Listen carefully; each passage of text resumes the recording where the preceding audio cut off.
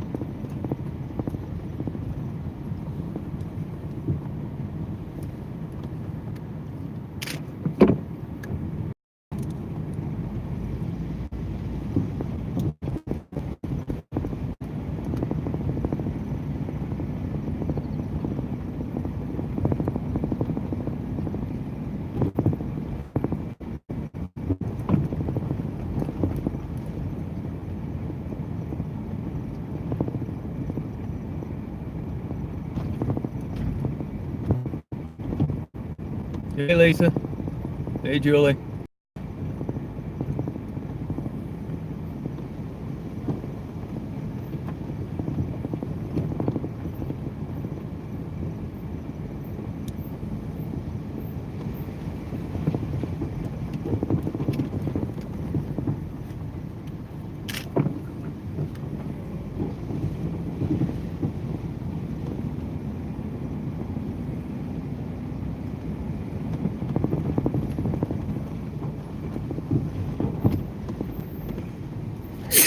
Excuse me.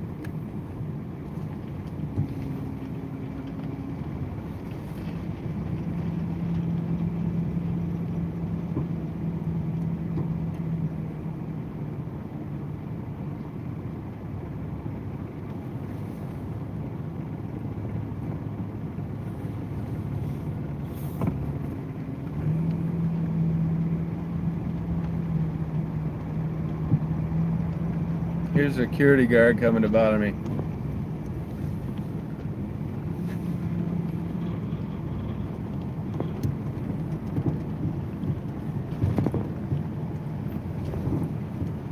Hello. What's going on? I know. No, that's not Packard property there.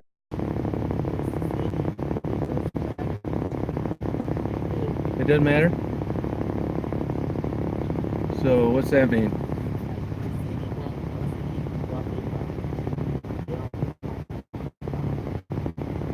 Even on a public street? So am I cool? Oh, good. Yeah, let's take it. You know, I got the good pictures before they ban people. So this is just the cherry on the top. I got a YouTube channel. You ever go on there? You should. Yeah. Everything, learn everything about Detroit. I mean, I got in there, you know, when it was good. So this is just like keeping an update for people that, you know, a lot of interest in it. Man, they've really done a lot of work. You have? Oh, you have? So have you met the owner? How's he seem? Cool. So, I mean, so much is done. What's around the corner for this? You know, it seemed like... Really? Beautiful. What, you know, so far, and I'm not knocking him, believe me, I'm on his side, but it looked like kind of a pipe dream, you know, he's a dreamer. Yeah, I mean, hey, if it wasn't for that, nobody bought it. But how's it looking as far as like the next couple years? Good.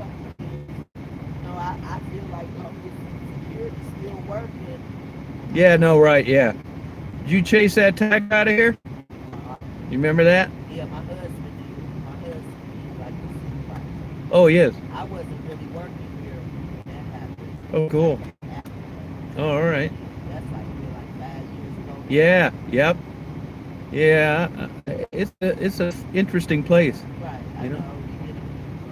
All Oh, I know. Oh, I know. You got to be chasing people out of here all the time. Yeah, I do. But, you know, it's less now than when I first started. Oh, yeah, no, I know. But it's less now. I mean, I really think if they'd have marketed it better, right, they could have made a damn killing up until they turned it into something new. right. You know, when they had those little bullshit tours, $60, 20 people, and I mean, you could have brought people through here by the thousands. Right. And they didn't. Because they only wanted like, first they only wanted like 30 people on each tour. But then after, it went down lower than that. So Yeah, it they just... only have so many on each tour. Shit, man, good thing I didn't own it. Right. Yeah, I mean, this was... They was doing movies and everything. No, I know. This was a gold mine for a while. Yeah. How about the old guy? Is he still living in there?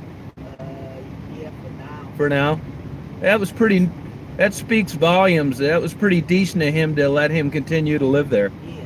Good guy. But, yeah, but they, now, that's how you know something. No, yeah, I know. Because they Yeah. about to put him out. Yep. You ever get down there over around 4th Street? They just put that guy out, Tom. He lived on the top, Oh, right okay. there at the foot of Rosa Parks. Yeah. They threw him out a couple weeks ago. But- That's what they do. Kind of feel bad for the guy. No, but that's, Progress. yeah, it's like they making progress. Yeah.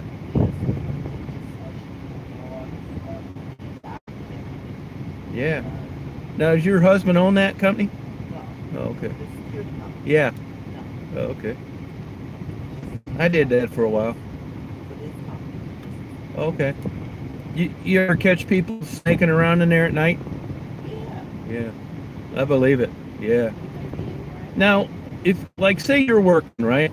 And I'm driving around here and I park my van, you say, "Sir, you know, can't go in here." And I say, "Screw you. I'm going in there right now." Can you actually get the cops to come out?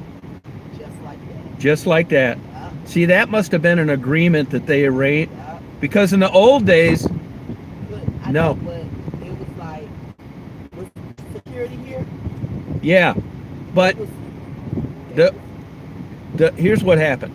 I When know it was they- when it was vacant, I no problem coming in here, right? Right. I did the same thing to all these other buildings, right? Right. Then they got security. Uh, It's like, hey, can I look? No, it's well, how about here's $50. that's right. That's what got them fired. Yeah, I believe it. That's what I believe got it. them fired. Yeah, yeah, Yeah, because they doing and then they had a guy to take them on the tour and Yeah. make the money like Yeah. that. They got fired. yeah, I believe We it. came in instantly after them. Gotcha. So we've been here since then. We Oh. actually we wanted to like pick it up like that. Oh, I believe it. Yeah, those other ones, was like, yeah, It's like charging people. yeah. So, but the cops will actually come out. Will they write them for trespassing? They actually tow their car. No shit. Yes, I don't live here that had it done. No, I'm telling you, when they get it in for you, Yeah, this is different than most places. right. Like if you were a cop, I wouldn't even brought up that. Is this a public street? None of that. I know what goes on when they want you out of here. Right. That's how it is down at that Marathon Refinery down there on Fort, down around Schaefer. But actually, like I'm telling you, the city, but the guy is up here anyway. But they actually tells us to call the city. They say if they don't want them on their property either, and they be like, call the cops on them if they go in Yeah, because it's a dangerous building. it is. Yeah, no, I believe it. Yeah, I do. Just trying to keep people from getting hurt. Yeah, exactly. Just like the Packard on the other building, Yeah. the young guy Yep, got killed. yep. I know. Pulled the board off the door and went in. Well, in the Fisher Body Building, they've welded the doors shut. Yeah. So now, some dumbass will try and go from the outside, though. Yeah, it's just you can't win. Right. And because when they was tearing down this building, they had put their fence up and everything. They actually was climbing the fence. Yeah, I know. No, it's a certain type person that likes this stuff. Right. Like me, I don't want a misdemeanor on my record. Right. So when you got no trespassing, Right. I'm not going. But in Detroit, it's a misdemeanor to enter an unoccupied building, whether it's posted or not. Oh, I didn't know that. Yeah, it does not need to be posted. Oh. Yeah. Because a lot of times they get mad at me. No, they got you. I'm doing my job. Yeah, I know. So they'll say, ain't no signs posted right there. We can go in. I said, that's No. why they got security. No, look it up on Google. It's an ordinance. Right. And they know, but they just say that. And they get Well, a serious attitude, say I'm wrong. See, but everything. most places it's not an ordinance because up where I live up north. Yeah. If it's not posted, you're not doing anything. Right. But down here, there's an ordinance. No, it's illegal to be in an unoccupied building without permission. That's right. So they got you. But there's a couple judges down here that dismiss the tickets. Right. For a while there, down at the old Fisher Body plant, there was a Wayne State cop. And that guy would go over there in his lunch hour to play real cop and write people. But the judge kept dismissing them. Oh. I'll tell you where they play hardball on trespassing is that old psychiatric hospital in Northville. They must have motion detectors or cameras. Right. Because a lot of buildings do. Yeah, everybody I know that's been there got caught. Uh-huh. Hey, they're handing out 200 hours of community service. Because I'm way on the other side of the regular side. Yeah. Yeah. Way on the other side by the expressway. Yeah. They have cameras posted up as soon as somebody is down there, they call us on the phone. It's Yep. like, the alarm went off, we got these people right here, go back there, you want us to send the police. Yeah. That's what they say. Yep. And I'll be like, no, I'll go take care of it. But you've been out here and they towed their car. You know what a pain in the ass that is in I Detroit? know. I mean, that's worse than going to jail. Yes, I know this guy, they told his car he had an underage girl with him, and we asked him to come out, we was on the bullhorn, he did not. So, he stayed in there for an hour and a half, and we tried not to call the police on him. As soon as the police came, got on that speaker, he came out. But it was too late, they had already caught the tow truck on this car. He like, yeah, because I'm going, he actually got out. Because I'm the type of person, I'm not going to tow. I'm like, Yeah, yeah, right. But tell the cops actually get on the bullhorn, tell them to come out. Yeah. Yeah. They don't. No kidding, huh? Okay. You remember when they found that dead girl at Turney? Yeah. Yeah. For a while, a couple firemen got hurt. Yeah. Yeah. So I wonder how much of this is going to be left intact for like a new building or something. I mean, he was talking about DSO playing here and all that stuff. Yeah, they are going to keep it. I mean, it's a killer piece of property. But you know, at one time this area was slated for a super fund cleanup, and you know, which is like, you know, they thought it was going to be like almost $1 billion or something, all the chemicals in the ground. So I'd be curious on what the status is of that, you know.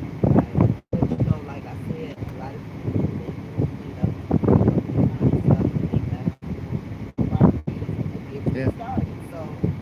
How about that bridge collapsing? That surprise you?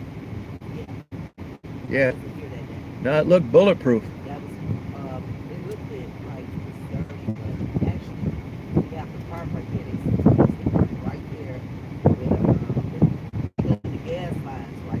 Yeah.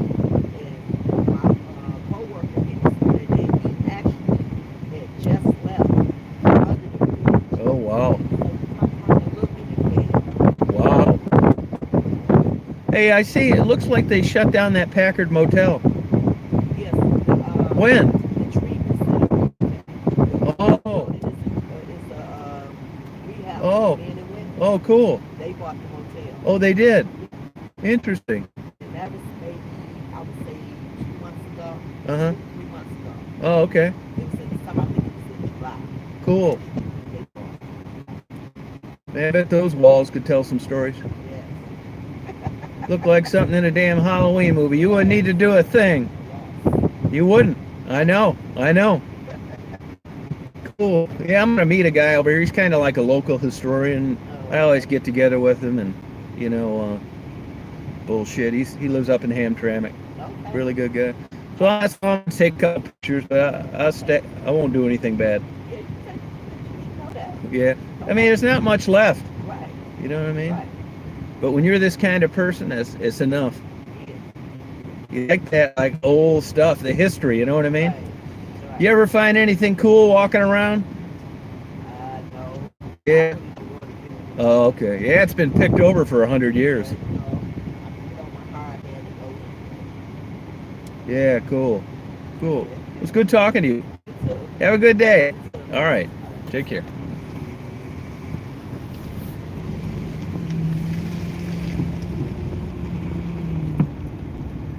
No, that is awesome. Yeah.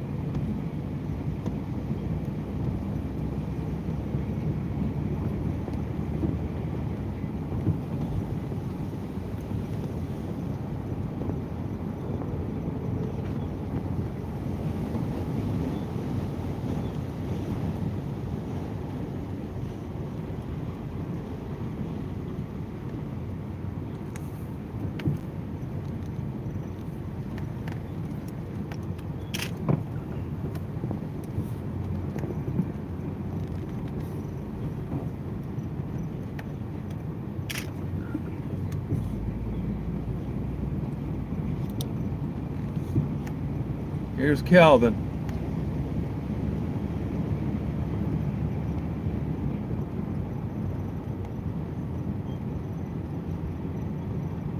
What's going on, Calvin? You got here early. You got here early. Well, the reason why, because, the wind was blowing, Yeah. and I thought I would have to, like, slowly pedal. Yeah. Yeah. So how you been doing, man? Good. How are you? I'm hanging in there. You know the rehab place bought that. Yeah. Quality. Yep. I know quality. Oh, okay. I know them quite well. I took them down. Oh, good. Yeah. And DMC has bought their little share up here, too. Okay. So they're going to be over here in this building as well. Oh, okay. Cool. Yeah. And this right here is the couple of blocks down where we just come from. Yeah. It's a killing zone.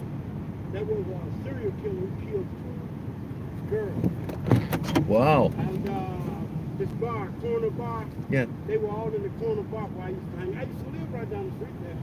Oh, wow. Yeah. So we gonna do this here, or you want to still go over there? No, this was what I was talking about. Oh, it is? Yeah, because, it was open and I knew you could spot me out here. Oh. But I want to find a place where you're comfortable. No, I'm comfortable anywhere. Well, this is fine with me right here. You sure? Sure. All right, cool. Let me park on the other side in case a cop comes by and. Yeah. That's one of the reasons why I'm here, because I know that this is very isolated. Yeah. And there's security all the way around, so nobody's going to bother anything around here, Yeah, that's right. Yeah, so that's one of the reasons why. But this will be fine right here. Okay, let me park right over here then. Sure. You want to say hi to your fans out there? Well, hello, everyone. They really loved your. Did you see the views you got and your interviews? I rarely get a chance because I'm rarely on my phone. Oh, gotcha. And because I'm usually doing something to try to stay. As a matter of fact, I've got my EpiPen with me now because I may have a problem with breathing as usual, Okay. So, All right. I try to spend most of my time in alternative therapy. Oh, cool. And I have an ability to, fashion my own medications to try to keep functioning, because most of it is metabolic problems. My nervous system is gone. Yeah. I shake, I jerk, I have tics. I got all that. Yeah, and that's because it's sort of like when you see those robots. Yeah. Short-circuiting, that's exactly how you feel. Then you get the pains that go along with it, and I've had one battle too many. Okay. I've been in combat sports all my life, and it was just one battle too many, and my spine is gone, and Hey, I'm shutting down. My entire body is shutting down on me. United Kingdom says hi, and Greg from Hawaii says hi. Hello. 132 people watching you. Great, man. Isn't that something? That's great, man. Cool. This is, as I said before, man, this is just my way of giving back to the city of Detroit, Yeah. because there's so much history here that won't be pretty soon. No, I know it. And that's one of the reasons why, sometimes you may feel like there's a target on your back, and that's because while they're demolishing most of the stuff that's going on in the city, and repainting over graffiti and all of that stuff, and Heidelberg and different places. Yep. There won't be anything for people to really know what type of spirit Yeah. that lives here in Detroit. Yep. Because what a lot of people don't know, the automotive industry did some bad things in the early days Yep. to auto workers, Yeah. because they were using chemicals Yep. in the plants. Yep. And a lot of auto workers, like a lot of aircraft workers, got sick. Yeah. of benzene. Right. A lot of the women auto workers, Yep. a lot of the women who were working during World War II Yep. in munitions factories, Yeah. they got all these chemicals in their bodies, and they had problems. They were genetic alterations. All of this stuff is, you can find it on the internet. Yep. But these early people put up with a lot of things in Detroit to work in those factories here. Yeah, And I think that their history should remain. I do too. And I think that their spirit, it's not, I think this, Detroit is like this. If you go anywhere in the country and you get in some trouble and someone from Detroit knows you are a Detroiter, man, it's true. They're going to stand with you, man. Yeah, you're right. You're right about that. That's the way the spirit is in Detroit. Yep. And we've been beat down so much with what's going on. No, I know it. And I'm, right now, as I said, I'm to the point now where, you know, I know that my breathing is going to shut down permanently because, you know, you go to sleep a lot of times. There's two types of sleep for me and for people with neurological problems. And that's, you black out. Yeah. And then a couple hours later, 3-4 hours later, you wake up and you are surprised because you know you've been somewhere, but you don't know where. Yep. And that's when you know that you blacked out. Yeah, right. And Yep. you feel like you just ran a marathon. You're so exhausted. Yeah. And eventually, that's the reason why you see incubation with a lot of quadriplegic, paralyzed people, is because the breathing muscles go because of the neurological damage. And that's what's happening to me. And this right here was popular. The Packard Motel was popular with the auto workers here. What you'll notice, Tom, is that back in the days, man, the auto workers, they worked hard, but they also partied hard. Yeah. There was always a motel near the factories. Oh, okay. Yeah. And this place right here, the Packard factory, got the Packard factory. All of this was lit up with stores and motels and beauty shops, all of this stuff. And the reason why they were doing that, Tom, is because there was so much money coming. There was so much money being involved in the auto trade. Yeah. And these pop businesses would come and check you out, you know, and see what's going on with the neighborhood. Yep. And then they would establish themselves so that they can get all of the you know, the lunch money, because a lot of people would go to the factories, you know, mom and pop people, and they would cook dinners for the auto workers. Right. So there was always this small business entrepreneurship that was going on because of the auto industry in Detroit. It wasn't Detroit building cars that built Detroit. It was those small businesses. Right. That built Detroit. Yep. And these are the businesses that are disappearing around here now. Yep. And I just feel like one of the things that the young people should understand is that don't bury the history of your parents and your grandparents, because this is one of the greatest struggles in history. Yeah, you're right. Even built the city. Yep. You know, Inkster was built by Henry Ford for black folks, so that would not have even occurred. Inkster had it not been for auto workers, and Henry Ford wanted them to have their own little city near the factory. So there's so much here, Tom. All right, let me park here because I don't want to miss any of this. I just parked across the street, you know. Hold on. Excuse me. I gotta check this out. So for $39.95, you guys can hear the rest of the interview on Patreon. You gotta pay Patreon. I wonder if I could back in here a little bit. Then you guys could kinda. I'll just park here. So I'll leave this on, you guys. I'm gonna interview Calvin. I don't want to miss anything, you know what I'm saying?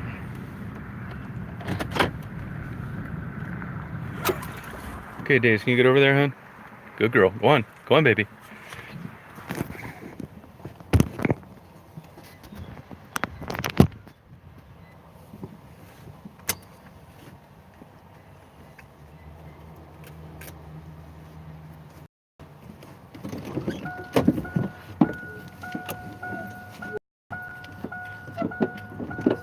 Not bad out.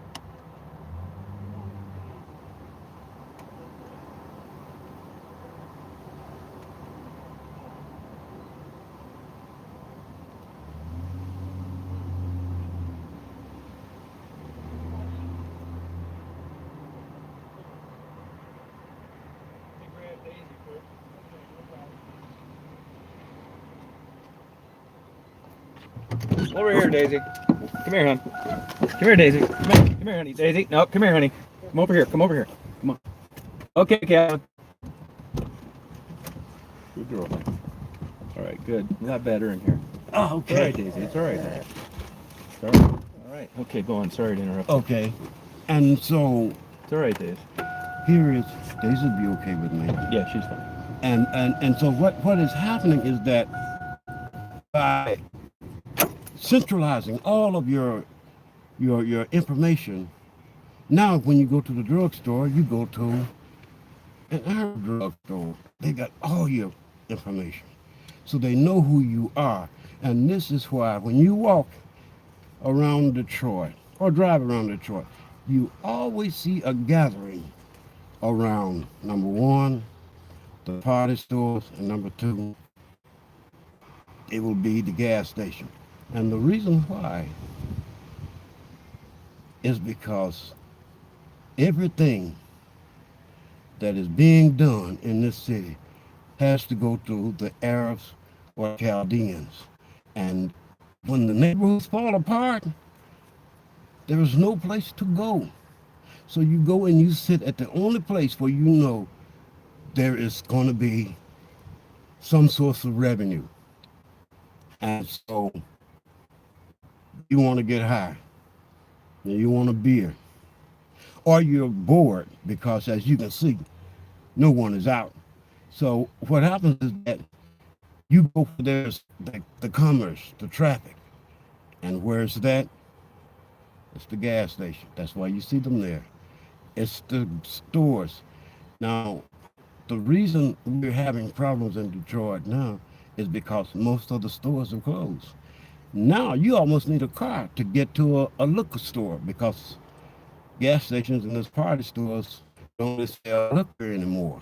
The Arab ones, the Muslim ones, they're not going to sell liquor out of those stores. And they are being shut down because they all have a central banker. And every dime that they make goes back overseas. And so if they want a neighborhood, they'll just simply shut down all the stores and you are through. Because I say everything is being centralized. They do everything. They take care of all your business, the Arabs and the Chaldeans. And I tell you something. This goes back to Dave Bean. Dave Bean said, if you folks don't move out of these communities, I'm going to shut off all your services. I'm going to shut off your water, your garbage pickup. You get nothing if you don't move. That was just before Flint. And, you know, I took that on and went to court about that. But it wasn't about Flint. It was about Detroit because they were also planning to cut Benton Harbor's water supply, Grand Rapids, Port Huron. These people don't know how close they came to having all of their pipes torn out as well. And right now, some people just moved from my neighborhood because every day we smell raw sewage because they're doing something to the pipes again, you know. And so Tom, what is going to happen to the individuals that are in this city right now who don't know that in 2008, about 200 of us were picked up by the FBI, CIA, on Social Security. This happened right here. It was on Lafayette. We all got letters. I got a letter as well. I know law. I fight them all the time. And so the letter stated, we're having an annual review, Mr. Murray, and we want you to come down to our office on Lafayette Boulevard. Current, up-to-date, valid ID. And they said that. I said, okay, this is a sting. But why? I didn't know that it was a sting for the entire city. And so I said, now, if I don't go, they're going to terminate all my benefits. And if I go, I'm going to jail because this is a sting. So I decided, I said, well, the best thing to do is to just go. I go down, and the FBI building is just a couple of blocks down from WDIV and other television stations and newspapers. And when I get down there, there's about 200 of us in line. We all had this letter. You had people on walk, children, and we were going in one at a time. And as soon as you would go in and go through their metal detector, they would tell you, now you go up on, I think it was the 10th floor. Now you go to the 10th floor, the office is on the 10th floor.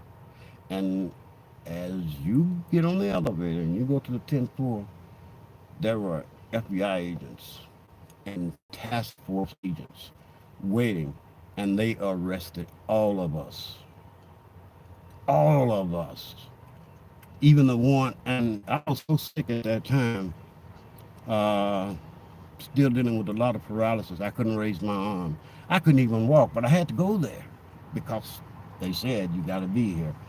And I've got all my documents under because they said bring everything pertaining to Social Security with you.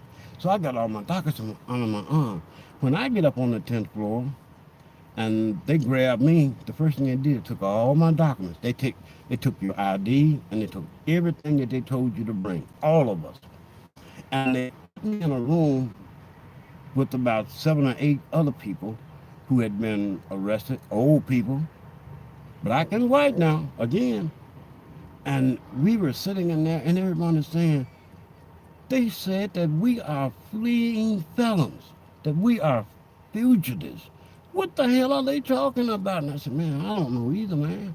You know, and when they brought us out, they would say, we're going to put you on a bus, and we're going to take all of you down to the federal courthouse, and we're going to arraign all of you and then release you on your own recognizance because we're going to arraign you on being fleeing felons and getting Social Security money for all these years. And this went on all over the country, and it started with Obama. It started with Bush. We won the case against Bush, but Obama came right behind Bush and did the same thing. We won in Clark versus Astru. They were supposed to have given us all our money back, but they didn't. Then in 2008, when Obama got in office, Obama is the one who had me and all these Detroiters here arrested. Now, once we were up in the federal building being arrested and then being transported, I'm the only one that did because I couldn't walk. So 2 agents, one I won't forget, he was one of the regional task force members. Last name was Kozlowski. As I told him, I said, I'm from Hamtramck, man. That Polish man, Dzień dobry, because I'm trying to be cool with this guy. But what happened is that they took everybody, put them on, and with me, they took all my documents that they didn't keep. They stuck them underneath my arm because I couldn't raise my arm. One had one arm, the other had the other arm. They lifted me because I couldn't walk, and they put me on a back elevator. This is at the federal courthouse now. I mean, not at the federal courthouse, but at the FBI building, the Lafayette building. And I go down the back elevator with these 2. They take me into the alley, and they release me. And they said, listen, we're going to release you, Mr. Murray, because, you got some health issues. But I want you to go down and get this matter straightened out. Right? You're going to do that, aren't you? And I said, yeah. And then when I got home, they waited until December the 24th because they wanted to let me know that this was like a Christmas gift. They told me that all my benefits were terminated and that I owe them $40,000. And I'm saying, wow, let me call some of my friends at Metro Times. Let me, call WDIV. I let all of those people know. And then I go to Sugar Law Center here. I tried to get them involved. ACLU. I said, do you know that these people ran a sting on Social Security recipients? All these old people, and they took us and threw us all in, and nobody was interested. So what I do is I take on the Social Security Administration by myself, and they got smart with me. They got smart to what I was doing. Because the reason why I know so much is because in law you got this discovery process. Well, you don't think I'm a guy who knows law, who's got landmark cases and stuff, you know, who used to help out ACLU all across the country. I even worked some with Habitat for Humanity, because it was that little social justice thing I had going when I was younger. And so, the lawyers, the government lawyers, the federal lawyers that they would put up against me, realized that every obstacle they would put in front of me and the judge, I would overcome them. And they knew that every time I got my hands on discovery documents, I was knowing a little bit too much about what was going on. Now, this happened with the Social Security thing, everybody being fleeing felons, um, and the case was settled. But as I said, in 2008, Obama ran that same thing again. And so all of us who had been arrested at the Lafayette building were going down to, these people arrested me talking about I'm a fleeing felon. And when you go in the Social Security office, that's when the armed security guards grab you and throw you out. Everybody who got arrested would get thrown out when they go to Social Security to complain. They even did the same thing to me, right in Highland Park. And I document all my stuff because, number one, I'm an ex-journalist. Number two, I write anyway. And number three, I deal with a lot of law. I'm a former paralegal. So I'm always documenting stuff. And what they were doing is that you would say, I got a letter from Social Security saying go down to the Lafayette office. I get down there and they throw me in handcuffs. I'm 80 years old. I'm half paralyzed. I've got kids and all these people coming up with the problem. And they'll say, what are you doing, raising your voice at me? And as soon as they would say that, the security guard would come and throw that person out. They did me the same way. I just went in and asked them, why did you have me arrested? Why did you tell me to go down to the Lafayette FBI office? And why did you keep my identification? And why did you keep all my documents? And they said, are you getting smart? She stood up and they gave us all a special representative. You didn't get no Social Security representative. They had a special representative. And I know it was either FBI or CIA agent, pretending to be one of the Social Security workers. And she said, ask me. When I asked that question, and she said, are you getting loud with me, Mr. Murray? You getting smart? And I said, no, I'm asking you a question. That's when, okay, sir. And they grabbed me, I'm looking at these big revolvers on their hips, And they took me out and they threw me out in front of the Social Security up here on Grand Boulevard in Highland Park. And that's when I realized, I said, I know what to do. I'm gonna take them on in court. I'm gonna go and talk to ACLU. They shut the door in my face. I never got a response from WDIV, Fox 2, none of them. Never got any help from Sugar Law Center. So I filed a civil rights complaint for the people of this country, man. And I said, well, I'll take them. I can beat them. And every time they would throw obstacles up in front of me. And I was pawning all my little jewelry. I was pawning my little paintings and things of that nature to try to fight this case for loan. And all my documents, by the way, are marked not for public viewing because you're not supposed to see any of that evidence and stuff that I had submitted.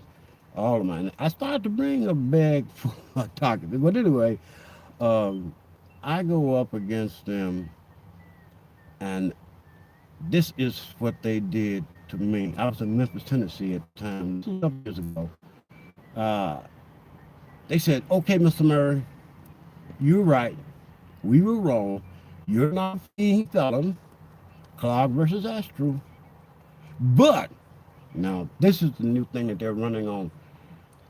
Over 1.5 million, 1.5 million Social Security recipients right now are going through this right now. This is the new thing.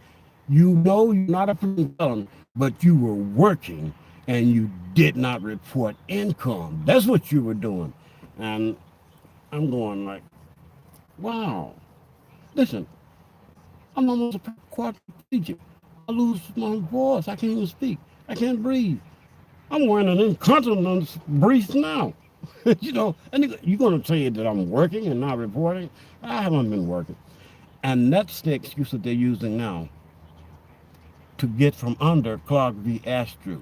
And so I am still paying over $40,000 to Social Security. All of us are still paying now. This is over 1.5 million people. You can look it up. Uh, and that's after we won the case. Now that was Obama, you know. So I'm working on this case, the Social Security case. I'm in Detroit. I'm finding out that nobody's gonna do anything to help you. Something is going on in Detroit. Now I'm noticing this. Why is it that nobody's concerned about Henry Ford, Wayne State, and the DMC, because you know you got an Obamacare mayor. But you got all of them buying up prize property in Midtown, and they're throwing people out. I lived at the Milwaukee Inn on Milwaukee because I got all these medical issues. I had to be close to a hospital, and back then you could actually get medical treatment, and your medicine didn't come from China. And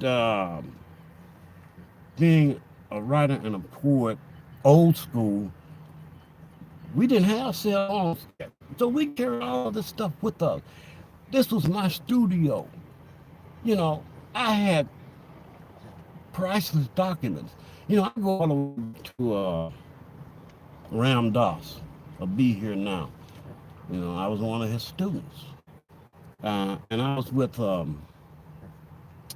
Hanuman Project, which was run by Ram Dass and some of his close aides, Bo and Sita Lozo, who is dead now.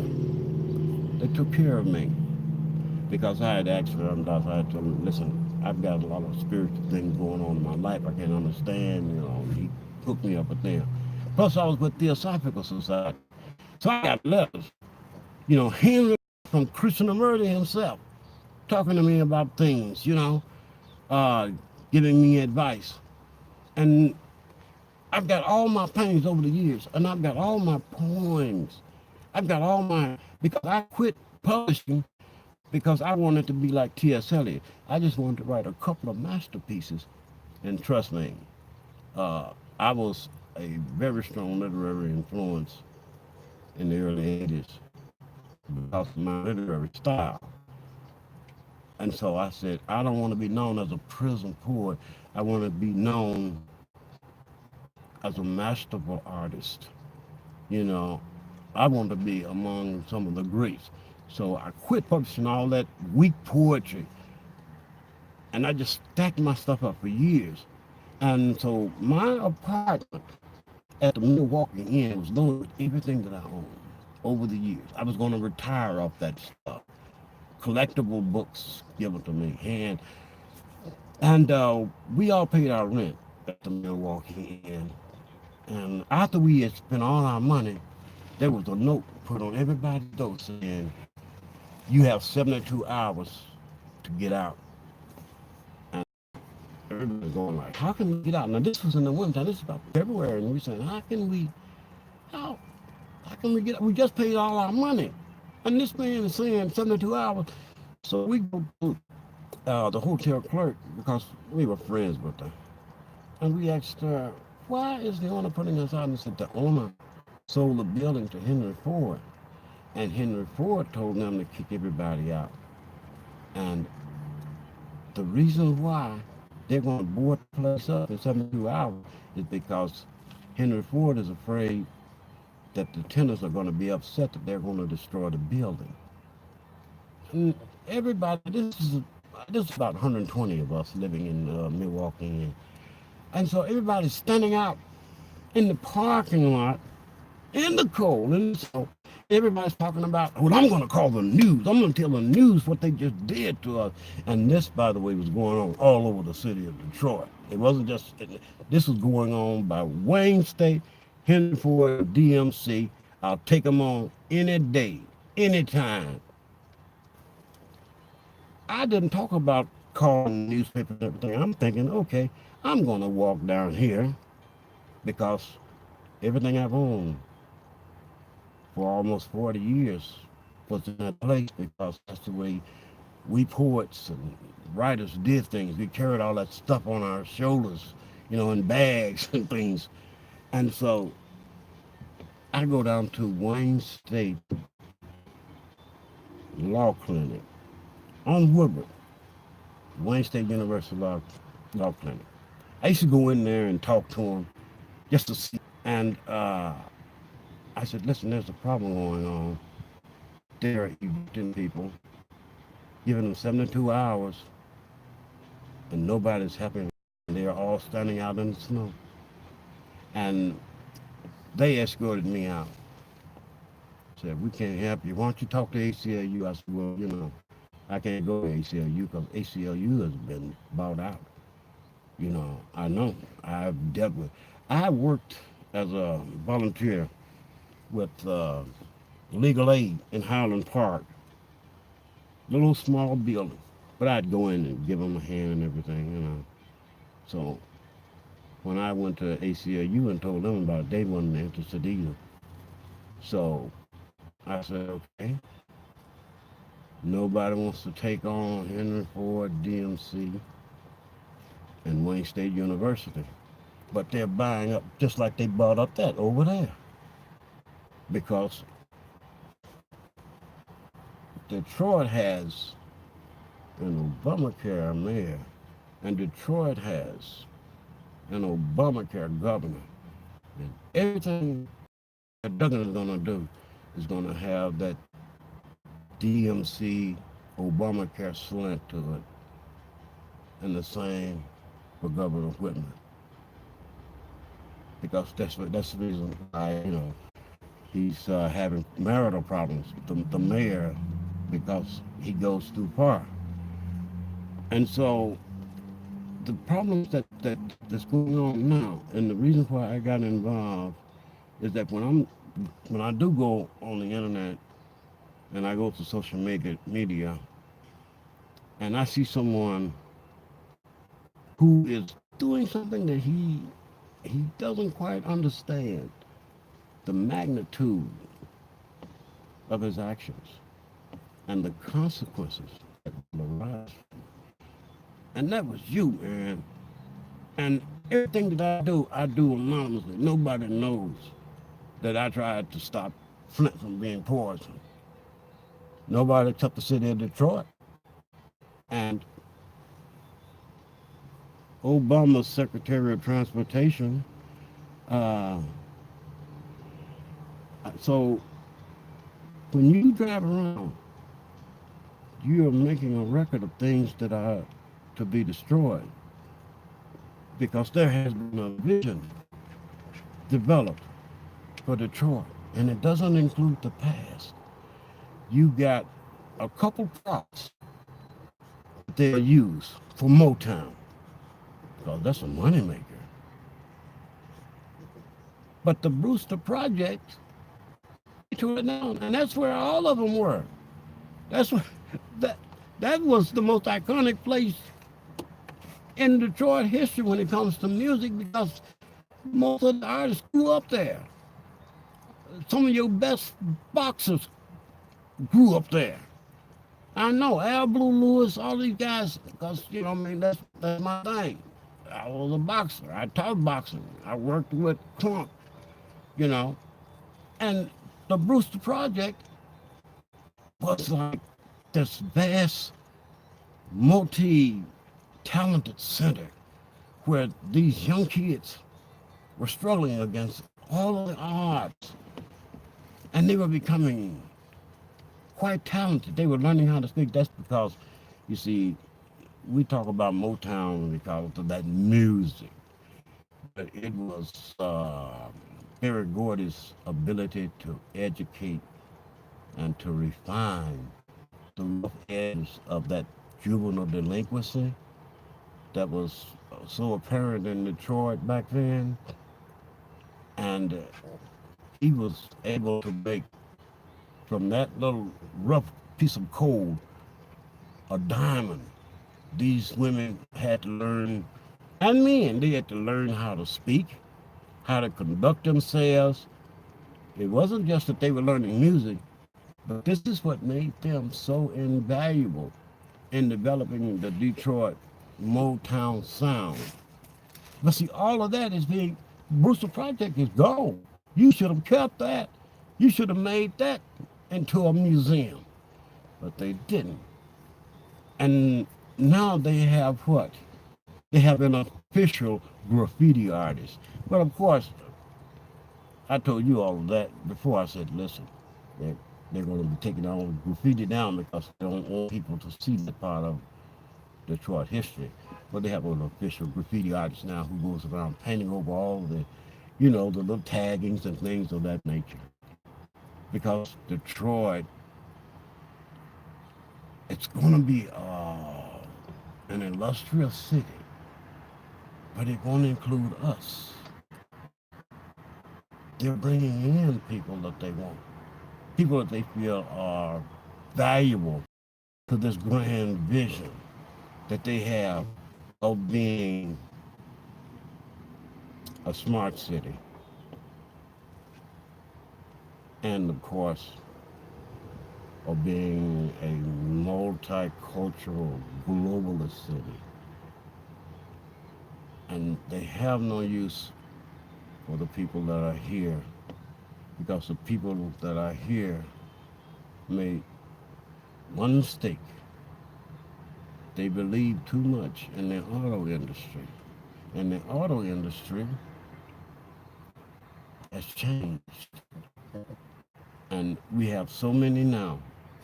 You can go to some of the supermarkets and, you know, you got your EBT card or you got your debit credit card and you're standing in line. It doesn't matter who it is, man, woman, and you're standing in line.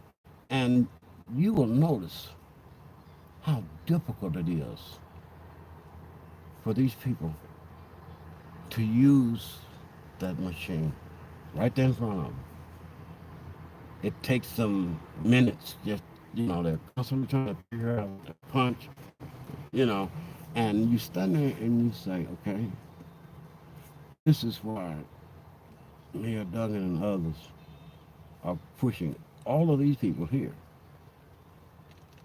out to the fringes and bringing in skilled, talented people because we failed when it came to educating our young. And the problem with the auto industry is that the auto industry, see what you see now, the auto industry was a part of the community was built around the auto industry. So if you got sick, I worked for Dodge Lane when I was 16 years old. But when you got sick, there were people in your union and in your factory who would help you. If you had a drug problem, you could go to them. They wouldn't fire you. They were always involved in trying to help you. If they saw a neighborhood needed a little park or needed a little crosswalk or something, they would come and do that because they were a part of that community in which they operated. But you take away all of these factories, and now you've got people who must rely on themselves. And it is so difficult when now you have people uh, who still can't comprehend basic reading, writing, math, even today. And now, Tom, I'm seeing this all over again. Have you noticed that young people can't enunciate anymore? They run sentences together now. They don't stop for pauses. And they mumble. It is very difficult to get the young people to really speak, you know, enunciate. What they will do, you gonna be over there? And you say, huh? Are you gonna go there? And you're saying, yeah, you did hear that word movie. So you say, yeah, I am going to the movie. And you say, I hope he says something else. Mumble just a couple more words so I know what the hell he's talking about, what movie he's talking about. Because, and I find this with young people, it goes across. You can be female, black, white, it don't make any difference. But they now speak just as they text the same way. And we're losing something up here when it comes to our young people because the style of education has changed, Tom, so much now. Education now is pattern and repetitive, and teachers have they have no real role in developing. Okay, give you an example. No one would have known about Isaac Hayes. I went to school with Isaac Hayes, raised up. We went to the same neighborhood together. Um, and all the kids back then, just like kids now talk about, I'm going to be the greatest basketball player. But see, back then, when I was growing up, we all talked about being musicians, artists. I was an artist. I won the National Fire Prevention Poster Contest years and years ago, so I really started out as an artist. And Isaac Hayes used to walk the railroad tracks behind Manassas High School in Memphis. And he wanted to be a great musician. And he would go and do things like small concerts for the school and try to borrow musical instruments and things of that nature. And people laughed at him because, Isaac Hayes back then, he only wore like one pair of pants. And that was like some overalls, with one strap hanging on the other one off. And he never gave up his dream. So you know what happened with Isaac Hayes. There were so many of us from that period who came up out of the morass, man, of that ghetto life and that juvenile delinquency. When I was with, there's a group people don't hear too much about called the Invaders, the Memphis Invaders. And this is when I decided that I wanted to become a revolutionary because I didn't want to go to war. They were sending everybody to war back then. So I got my classification, and this was at the time that Martin Luther King got killed. So I had gotten my classification to go and report. So I said, oh, I'm not going to support. I'd rather have the food in the streets and let them, you know, kick me off the classification list, whatever. And so I started doing a lot of juvenile delinquent things, you know. But I also got involved with a lot of revolutionary stuff because, see, the reason they wanted people like me back then is because, see, I was in ROTC. And so I was going to automatically become a second lieutenant. I was going to, you know, to officers candidate school. That's what they did, you know. But then again, I knew that the ones who were getting fragged over in Vietnam happened to have been second lieutenant. That's why they. So I'm not going. I said I'm not going, and I ended up with this group. But I received a lot of military training as well. Revolutionary guerrilla type training, and we got word that they want to kill Martin Luther King, and that was a falling out among us because some of us wanted to get real violent about it, and some of us wanted to, you know, kind of like intellectualize about it. Franz Fanon, Richard Others, and all that stuff was very big with us and stuff. So we were doing what you call dialectical materialism. And so we started splitting into factions. This was just before MLK got killed. And the word came down from a girl who worked at this hotel, the rooming house. But it was also a little joint where they were doing a lot of prostituting and stuff. This was where James Earl Ray was supposed to have been when he fired that shot. So this is in South Memphis, so we knew this girl. She was saying, listen, they gonna kill Martin Luther King. If he come back, they gonna kill Martin Luther King. Now, we were the most vocal group because we were just like, everything about us was like Black Panthers. We even wore black jackets and berets and things. I never got my black jacket, my leather jacket, you know.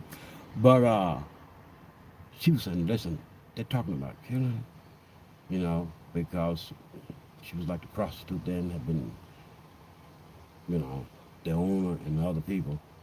And this is a tough one, man.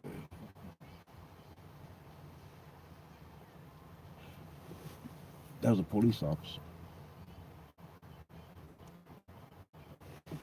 He was undercover. And I remember standing on Beale Street. We were a group standing on Beale Street. And all of a sudden, this guy who was a part of our group, but I never met him, but he telling us to start breaking windows, start throwing rocks, you know, because they were putting dogs on us because, you know, we were like having a flare up about the money issue with the garbage strike. And so he said, bust these windows out. And so we started busting windows out. We didn't know that this guy here was inciting us so that they could get Martin Luther King to come back. And that's exactly what it did. We were telling Martin Luther King not to come back, but he came back anyway. And that was the most difficult thing, most transformative moment in life because, you know, I didn't like Martin Luther King. Very few of us did. We wanted, you know, direct action, you know, self-defense. We didn't want all that laying down and stuff. And we were the ones who were hired to protect Martin Luther King at the Lorraine Motel. That was our duty. The Memphis Invaders.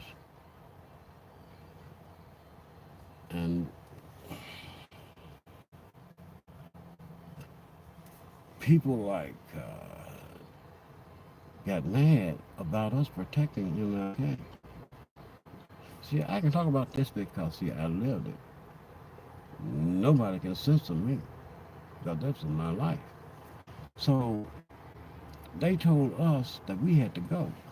The police, with the undercover agent who had infiltrated us, they told us to leave Lorraine Motel parking lot. Now, I wasn't in the group that was in the parking lot. I was with Sweet Willie Wine's group. We was down by a church. But we knew about them running all of the invaders off the Lorraine Motel parking lot, so there was nobody protecting MLK. And it was at that moment that you could hear the shot from where we were. You know? Yep. And right after that, I ended up getting arrested because I was out recruiting. Bad name, you know.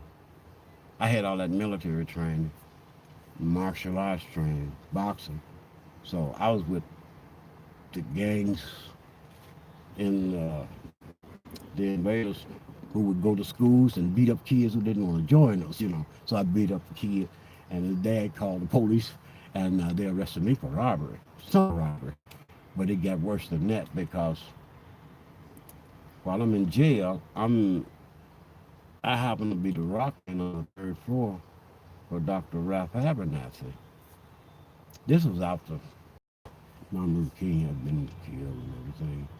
And Reverend Abernathy was supposed to try to take over Southern Conference, but they did not like him. Jesse Jackson, none of them liked him. And I would feed him because he was on a supposed strike.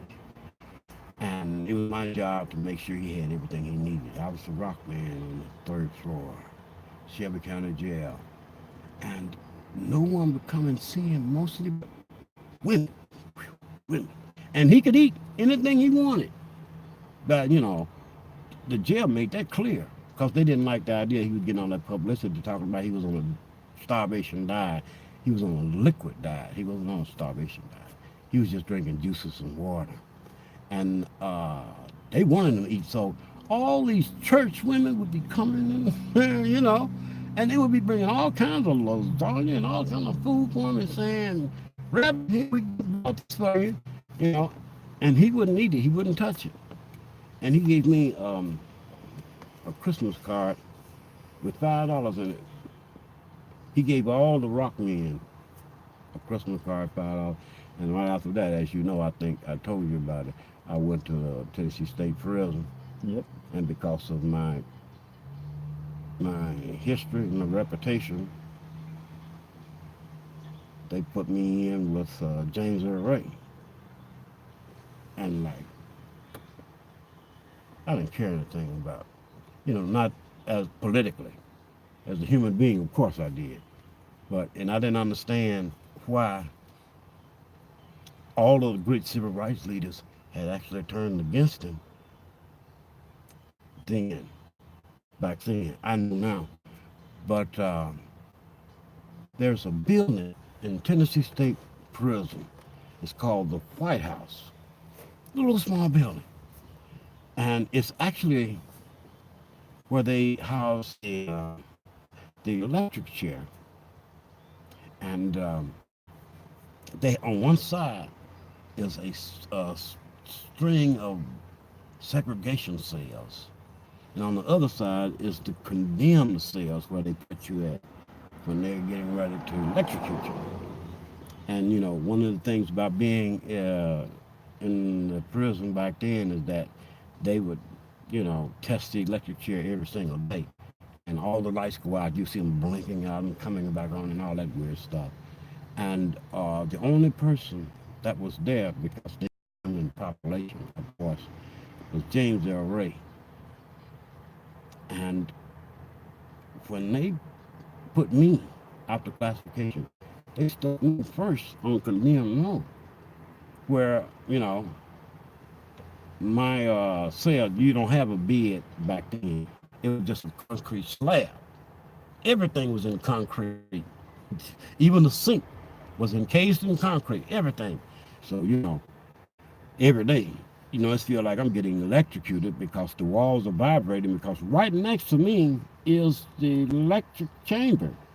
This is where they take you in right there, and they close that door and they shave you and do all of that stuff. And then on the other side of that is electric chair.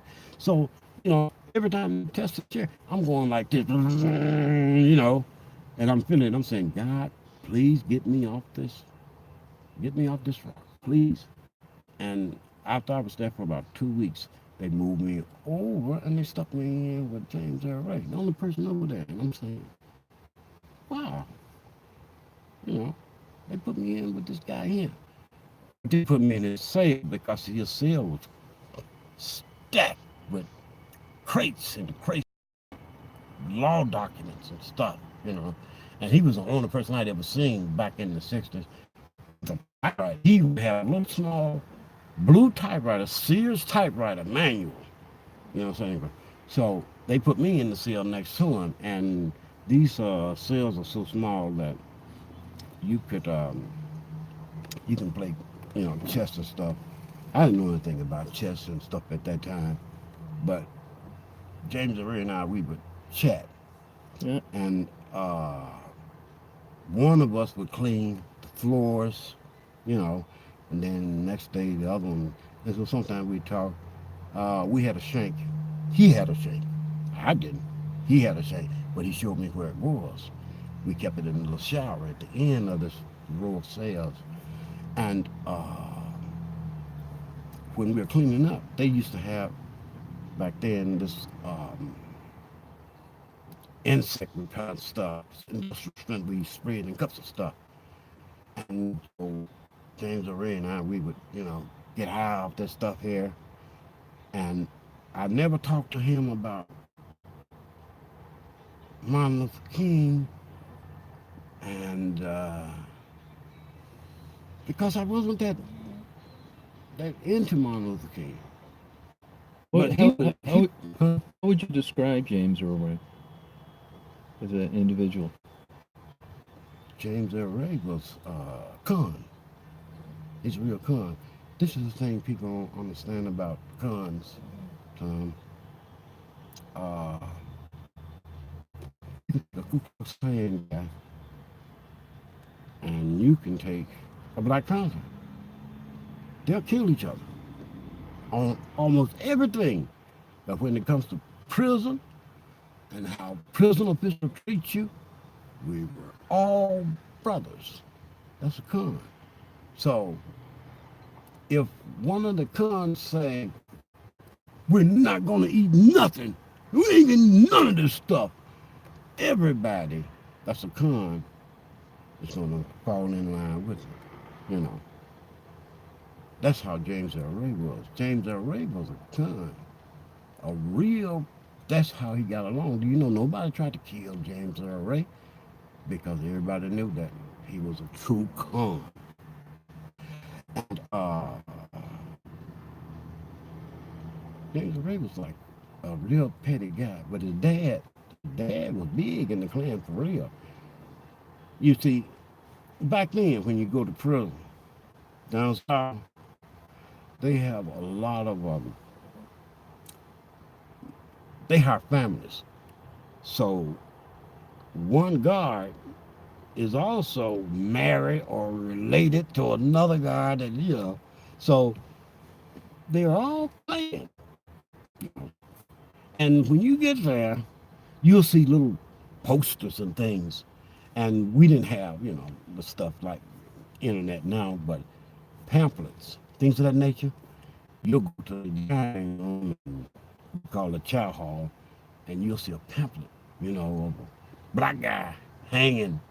Or you'll see a recruitment poster, because back in the 60s when the Klan started getting most of its people from prisons.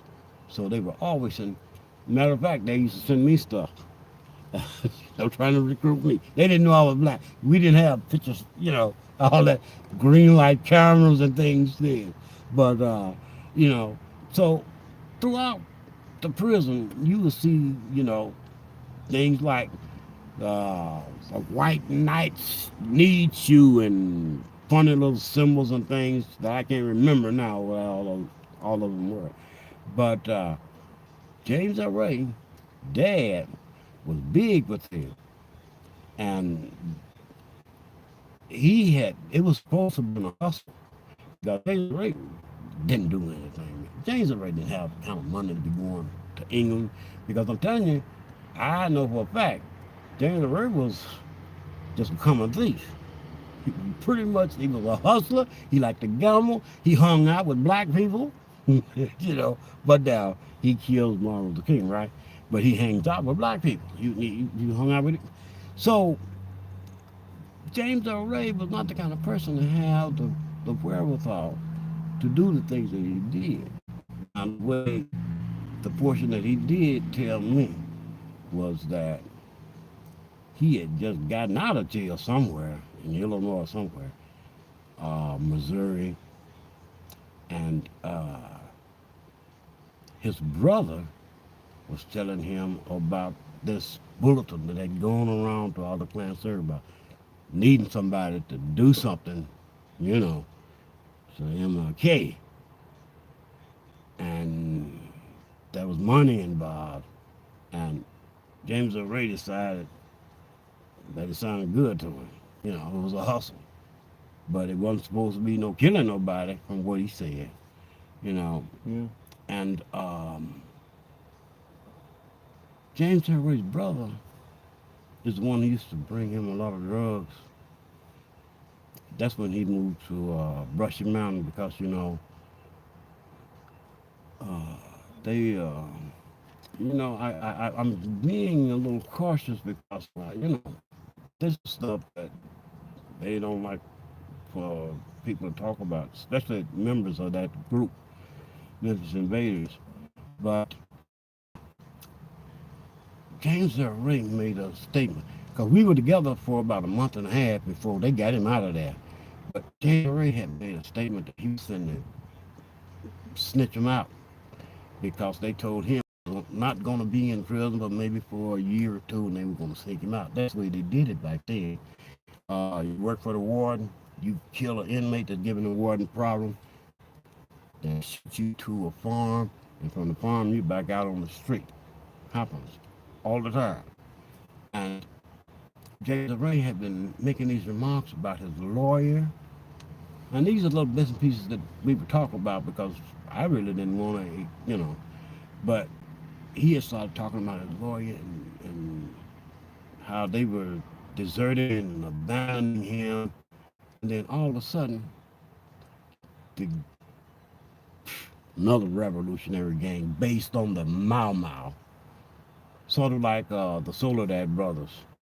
So I'm in the gang with them, which is why they put me in that place in the first place, because I beat up half the chow hall, because see, I was just there. They didn't know my reputation on the streets.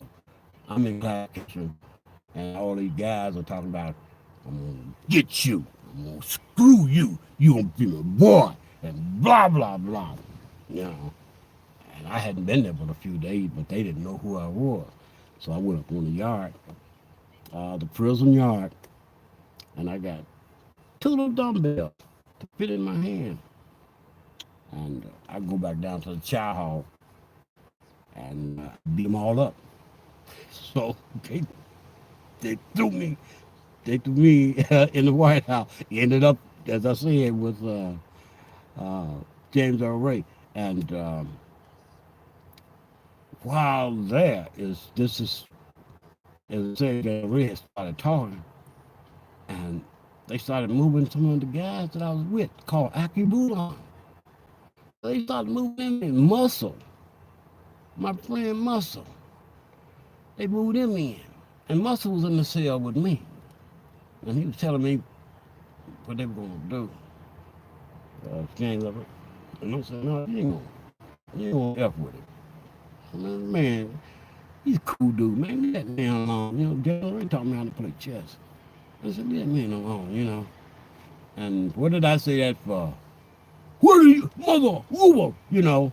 And it was all that, mama, you're a traitor, and blah, blah, blah. And now, you know, that was about 8 or 9 of, you know, the active duty on. They had moved in, and I know the war had moved them in there, you know. Yeah. And Gabe Sims heard me and Muscle arguing. And he said, you know something, little bitch? You a bitch. And back then, you can't let anybody, you're a con. You can't let nobody call you a bitch. So I said, tell you what, man, I'm coming out. We'll sell it then. So I hollered at the guard and told the guard that I wanted to mop the floor because I wanted to get down there. And, you know, the guard let me out. He didn't know that something was going to jump off. He didn't know that it was going to be a bloodbath in there. And so I get out with my little mop and I run down to Gabe Sims' cell and I said, now you the bitch. And when I said that, he pulled out my shank. Well, it was actually James L. Ray's shank, but you know, I could use it too. We don't know how did he found that in that shower. We don't know. But he put it, and I don't have nothing. I'm thinking that, you know, with all my pugilistic skill, I'm gonna mop the floor. And then plus, you know, we're from the same gang. So, you know, and I'm looking at my knife and he pulls it up. He said, tell him to let me out. And you know, you can't, when you challenge, you know, you gotta go for it. So I said, okay. I said, I need to mop his cell. I need you to come and open his cell. And when Gabe Sims stepped out with the shank, I said, bitch, you got the shank and you scared to use it. And I hit him. And we were like going at it. And he was trying to stab me. And the security guard had some mace. They didn't carry them little cans of mace. They carried little, you know, this thing here had a handle on him. And like, he was so afraid that he started spraying that mace. And he sprayed me. I can't see the knife anymore. And so, man, I slipped up in all that water because I had been mopping. And the only reason Gabe did not finish me off is because I was a member of Active Bulan. Because I couldn't do anything. I took 16 stab wounds. I'm covered in stab wounds, you know. And I was bleeding so bad that they brought an army cart. It was an army cart. And they picked me up, you know, dumped me on the army cart. And Gabe Sims still had a chance because she had told the guard, I'll take your life if you fuck with me while I got this shank. And so he wiped my blood off on his leg when he had finished. He gave it to the guard. And James L. Ray paid me back though. Because when they shipped him out, they had to get rid of him. The Klan got him out of there because they saw that he was might have been taken out for some reason. They sent him to Brushy Mountain, Petro. Then they sent me to Brushy Mountain about a year and a half later. Again, because, you know, I was one of them bad prisoners, you know. And this Petros is up on a mountaintop. I mean, Brushy Mountain is up on a mountaintop in Petros. And it's a coal mine. You do this all day long. You break rocks with a sledgehammer. And it's all Klan. They only had a handful of black people there. And so they would give you a flower. You got $25 for catching an escaped prisoner. That's what the hillbillies around there would get. Bring them back. Or you kill them. And, you know, they'll say something, you know, a turtle or something. So they take me up because I had been in a fight with some officers. And they said, you a bad one. They said, here, you wear these. I remember them throwing me some coveralls that was extra, extra large, you know. Yeah, they were falling all off of me. And then they marched me to this room, intake room, because they're getting ready to give me a sale. And they put me in this intake room, and one of the security guards had a shotgun. He says, "You are one smart," and bam, and he smashed out all my teeth. You know, they drug me and they threw me. This is called a bullpen. It's not a cell, it's a bullpen. There's about 8 guys that live in this bullpen, and they were all white, and they were all clean. And they threw me in that bullpen with all these guys. And I said, I'm going to die. Except for one person, and that was James Earl Ray. Don't mess with him. He's a friend of mine. It's the only reason why they didn't kill me in that. And then the next morning they moved me out. But James Earl Ray, you know, you would think that this man was, you know, he got into drugs, as I said, because he needed a way to support his own habit. Because, you know, what killed him was hepatitis and all that from taking towel and stuff, because you could get that. But his brother was bringing drugs in. He would bring them to the fence, and he would leave them outside the prison fence. And then when the work gangs would go out, one of the guys on the work gang would snatch it up for him and bring it back in for Ray. And so Ray would sell drugs a lot in prison before he died. But I never had any negative feelings toward Ray, or, as I said, Martin Luther King. But I know that had it not been for his entourage who wanted him to keep, it broke up like this. They were making money from the civil rights movement, but they were making money to push education. And Martin Luther King had been talking to some of the revolutionaries. And of course, he was talking to Malcolm X, who's from Detroit, red. But so they had been telling him that it's the economics. It's not all about discrimination, and it's not all about that stuff. It's about this money. And when it's called the Big Four, Whitney Young and all them core and all those, that's where it all formed together under Lyndon B. Johnson.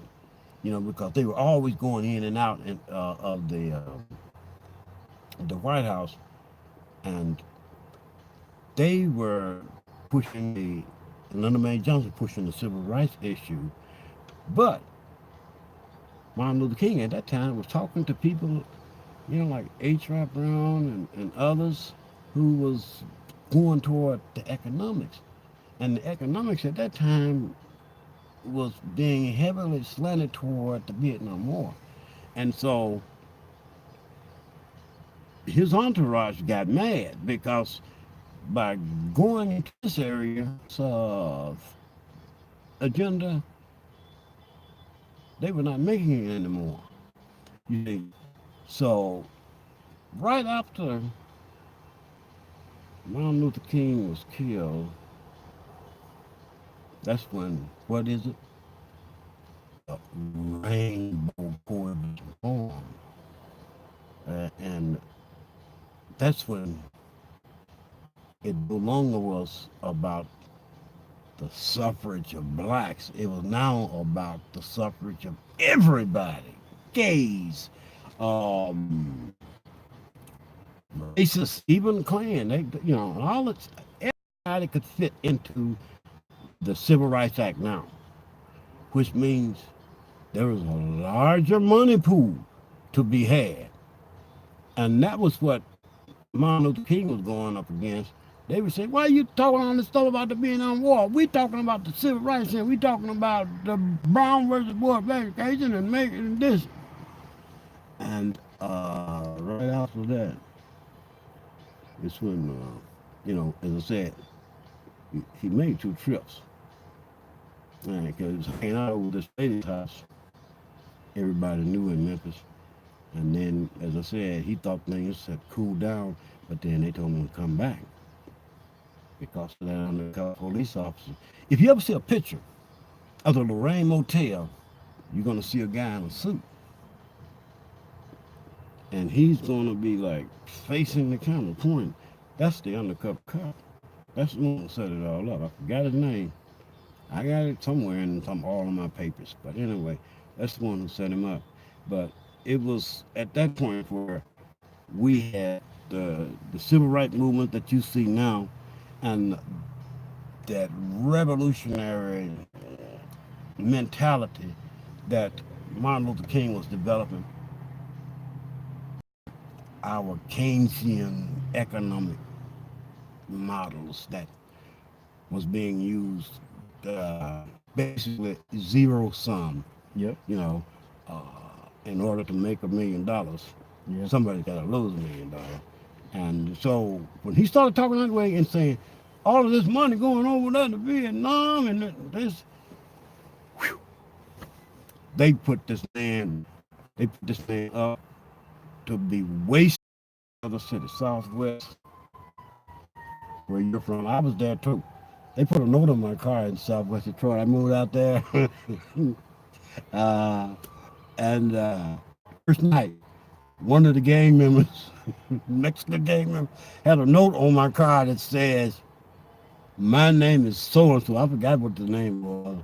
And this is my neighborhood. And, I'd go out, who the hell put this on my car? And I'm walking up and down the street. I'd been there a couple of days inside where the driver going on the street. It's like, who is this person here? Put a note on it. And everybody said, oh, he don't know. That was the big gang leader for that little part. So I quietly packed my stuff. I hopped in my car and I've never been back. It was off of Clark. I've never been back to Southwest since. Yeah. Because that was, like I said, I was in their town, Yeah. And what they call their hood. Yeah. Yep. And so we have this problem here in Detroit where, the neighborhoods and the communities now are being shaped by these forces where blacks and whites at the same time.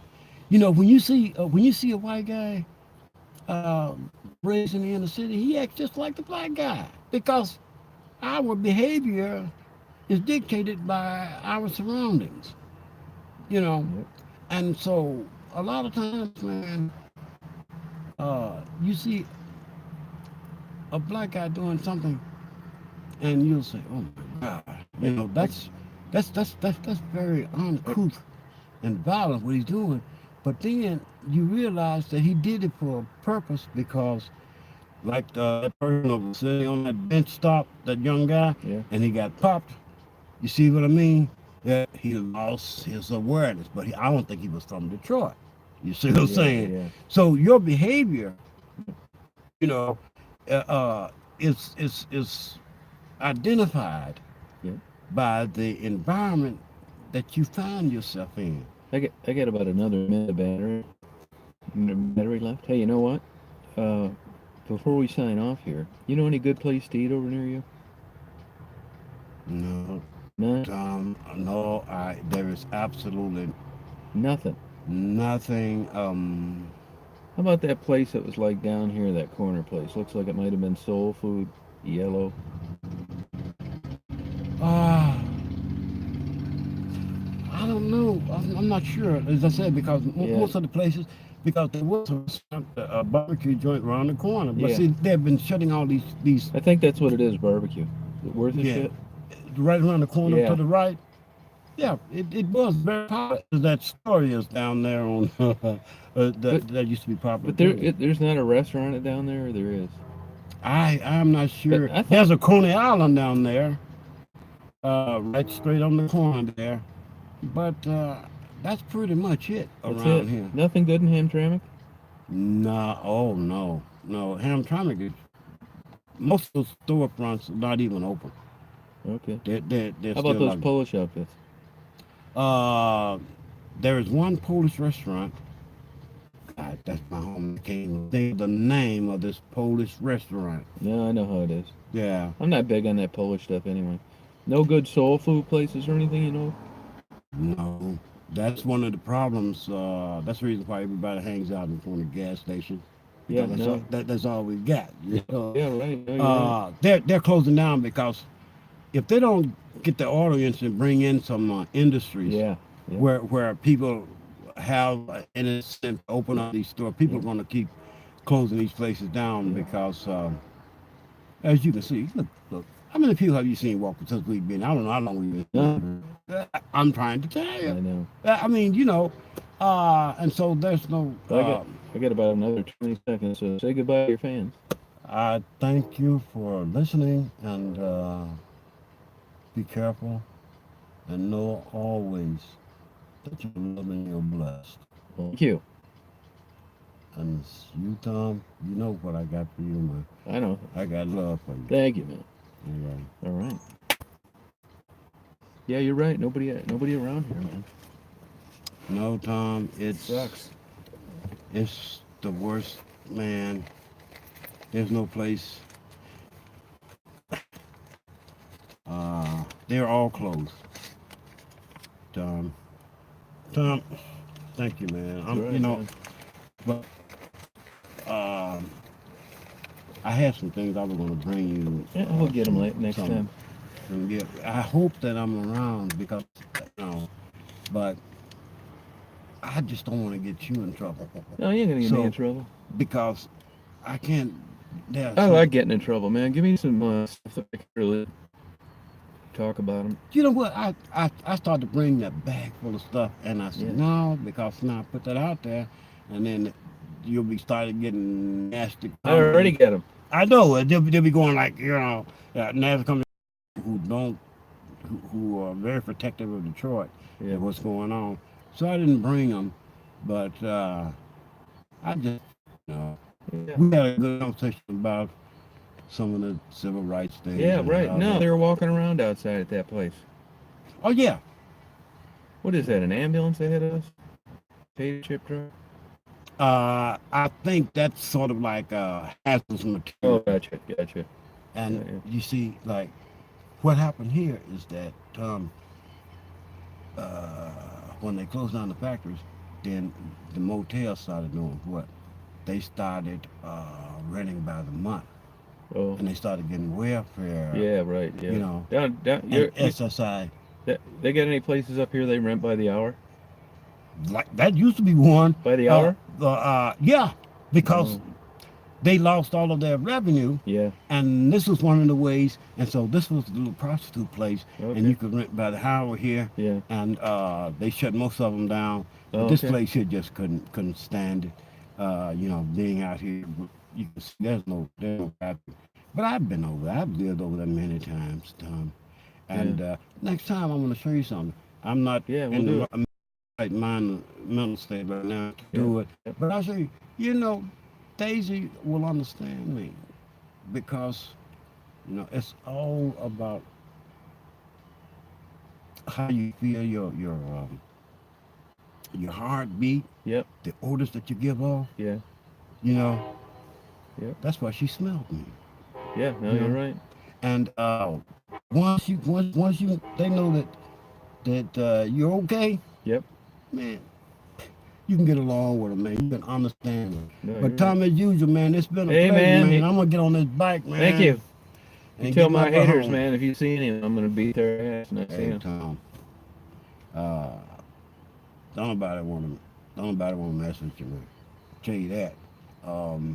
I really wanted to tell you about the wood and about Hamtramck. We'll do it again next time. Yeah. I'll be back in a couple and weeks. about our guy, All right. Al Sharpton, and his part. Okay. Uh, Save it. and as I said, man, as always, God Good bless seeing you, man. You know. Let me know if I can help you. You got my I will, number. man. I will. All right. Thank Well, you. Great seeing you. And hey, Yep. all your fans. Hey, that's today's Sunday news. You want? Oh no, I couldn't even read it. Do you know that I'm also going blind, huh? I just didn't want to put no shades on. Oh, okay. Yeah. Yeah, man. But you know what? But I'm still alive. God bless you, man. Kelvin, Take care now. see you later. All right. Yeah, there you have it. It's the Kelvin Murray. You guys make sure you still watch the video, damn it. Be fucking around with my clicks and subscribers and stuff. I got a reputation. Ronnie says thanks. Kelvin's a hell of a good guy. See you later, Kelvin. Take care now. Yeah, Kelvin's like, you don't run into too many people like that. Look at Detroit Lions painted on the tree. Daisy, you can come back up here. Kelvin's gone. You got your seat back, hon. Come on, babe. Atta girl. Atta girl. Daisy's getting friendlier to people. Don't you be dropping off, protecting the van, Daisy. I'll kick your ass. I'll whip your ass. Yeah, I got it all on, I recorded that because I don't want to lose any good stuff, so you probably, I don't know how well you could hear, but I will upload it. The security guard here today, too, very nice lady. I really enjoyed talking to her. That's the kind of person you want as a security guard. You just, about 5 minutes, you know, you're liking her, you don't want her to get in trouble for her job, so you're going to do what she says. Calvin's a diplomatic, like, kind of a gift that, you know, he can either make things worse or make them better, whatever he feels like. Daisy, you should be tearing that seat up, Daisy. Whip your ass. Legends. Oh yeah, I heard of that before. I think that's at Coney Island.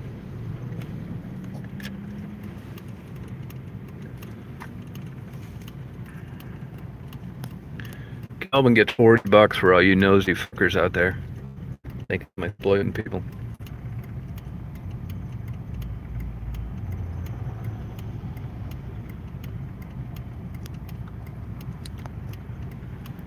Daisy, am I exploiting you?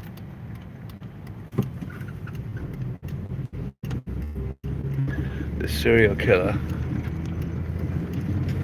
I gotta resume serial killing. Yeah, she's a great dog. It's just like that way since a puppy. Daisy was never any problem. Once in a blue moon, she'll do a pee-pee on the hardwood. But that's usually because it's raining out. She doesn't like getting wet. So I don't blame her. It's not that big a deal. I don't even yell at her or anything. I just quit feeding her for a week.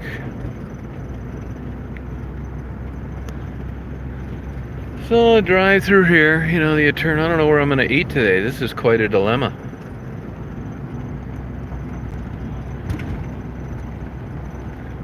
Yeah, Calvin's a good guy.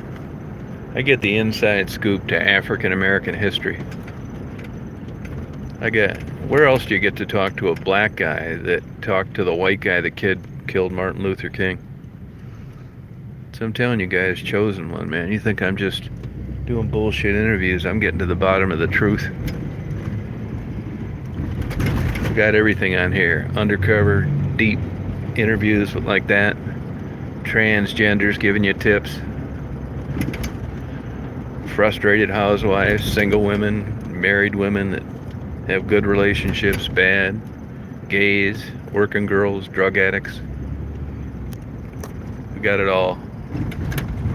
You know, I'm not really sure on Calvin. I'm not really sure how old he is. I can find out, but I never really gave a shit. To listen to him talk, it seems like he'd need to be like 77 or 78. Hey, look at Halloween. Rent to party. That's what it says, that building. So I'll come over here, check things around. Any of you guys know any good, I'm in Detroit, Michigan. Any of you guys know any good restaurants? Wouldn't mind some soul food. I'll go down Gratiot. Gratiot sucks usually. It's all brand new. It's a hell of a view though going down Gratiot, I'll tell you that.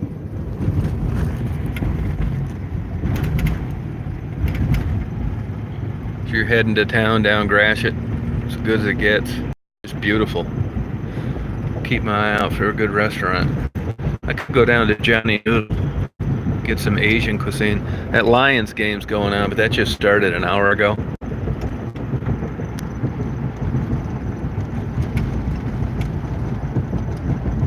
Yeah, I'm doing that. I'm staying another day, so I'm gonna do it tomorrow.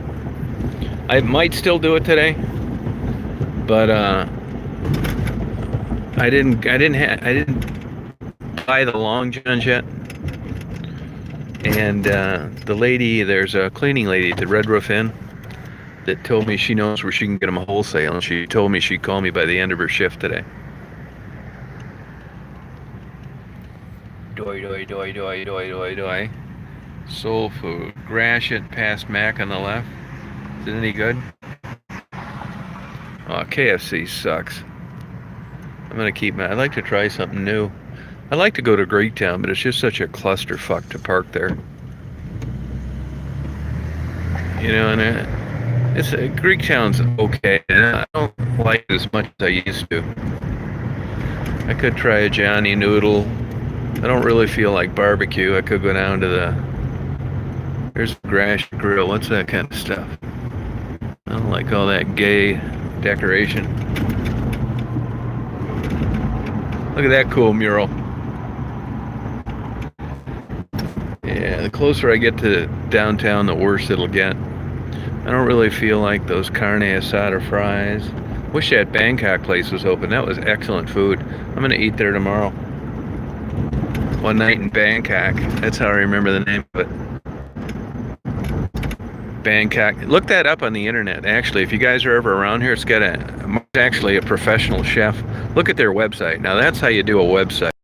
That's my kind of website. Instead of this homemade bullshit, $100 a year, GoDaddy. That's a professional website. Bangkok 96 it's called. It's actually a Dearborn mailing address, not Dearborn. I was surprised. Not Dearborn Heights. I was surprised on that. One night in Bangkok. When some of these women come and visit me for my YouTube channel, I'm going to take them down to the Bangkok 96. I'm not going to get on 75 like I normally do. One night in Bangkok.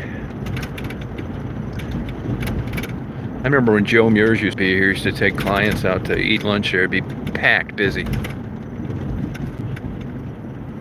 Great seafood.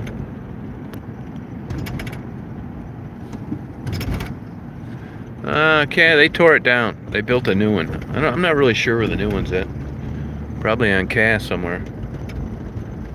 It's all modernized, new bullshit. Wouldn't interest me. I don't like new anything. It's like people always look at that pink thing they put on top of that building. I don't know what that is. Is it Luxor Hotel or some shit? It's the Bangkok connection. This area is so fixed up now, it's ridiculous.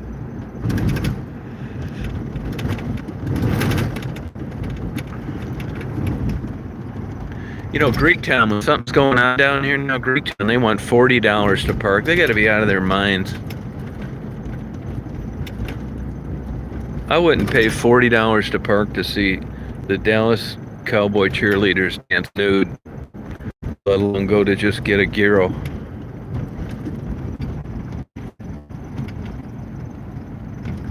No, they're just sending units. They've been on for 75,000 miles. I replaced them before and then realized it was a big waste of money. I'll be driving way fast when you're going to be driving in your car that doesn't have any lights on. Guaranteed. I'm going to the Dakotas in this next week. Those lights, when they stay on, they help me read maps when I'm driving down the road. I don't need to fiddly fool around looking for a map light because it's already lit up. Here's Henry the Hatter. They were going to subsidize that guy to keep him around. They wanted to keep some old businesses down here. This sucks down here downtown. So boring.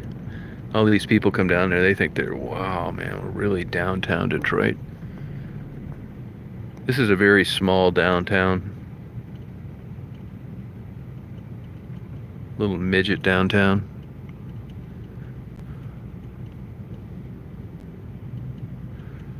One night in Bangkok. Yeah, Lafayette, Coney Island. I mean, a hot dog's a hot dog. You know what I mean? Look at this dumbass. Just couldn't tell that there were cars stopped in front, gonna block the whole intersection. Stupid fucker in his brand new Mustang. I had to side it. Let him have it with the Astro van. Another PhD. No common sense. Can't turn right on John Arnott. They got this so fucked up down here. I mean, no shit. All these people getting ripped off. Detroit Opera. Wouldn't mind going seeing an opera today.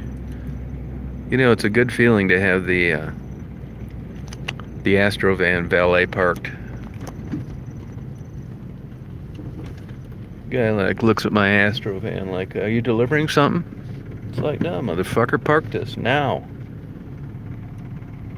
You to park it now. Don't be getting the doors dinged up or anything either. So here we are, Ford Field. Got every kook in the world down here today.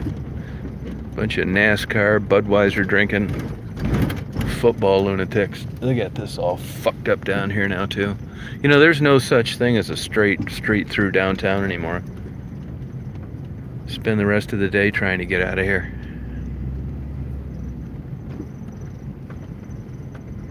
Woodward's just a shell of its former self.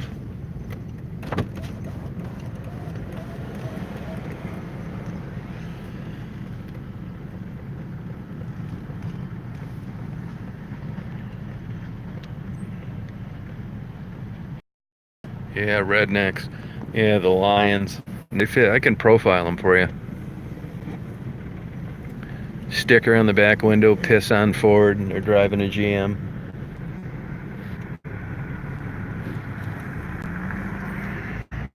Drying their hands on the curtains in restaurants. That's my people.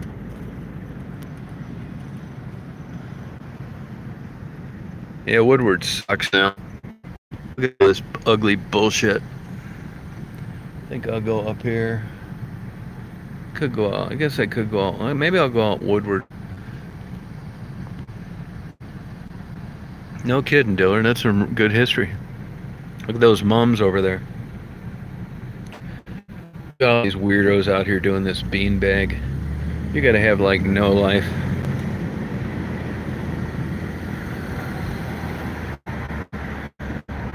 They're trying to make Detroit look like a really fun place. I could get a 75 up here. There's nothing down there. You know, I'm really kind of hosed on getting something to eat. This is a beautiful church here.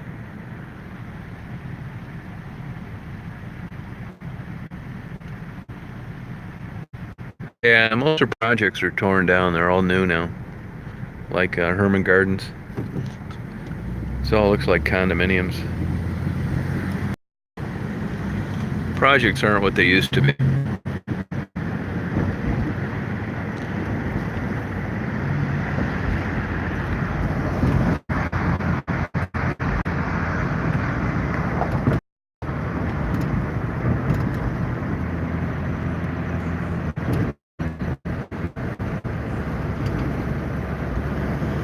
Watching the news last night, some lady got run over on 9 Mile in Woodward. Didn't look like she was going to make it on the news.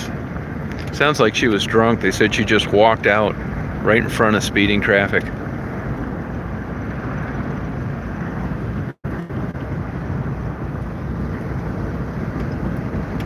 Now I got to see if something catches my eye here. info. Woodward Coffee. It's crazy how they redid this as well. We're coming up around Wayne State area now, though.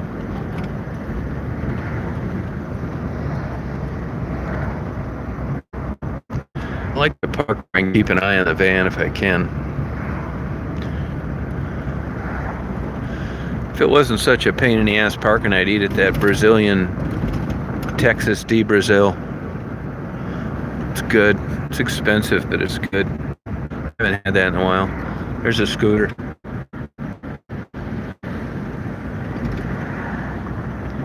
I'll get up here a little further. This is all pure bullshit right around here.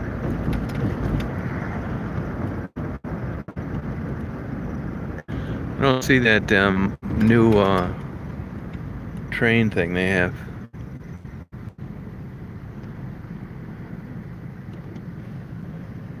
Daisy's keeping her eye out. Yeah, it's a good idea, Rachel. A good idea. I don't know how well you could hear. I basically left it on so people could still chat.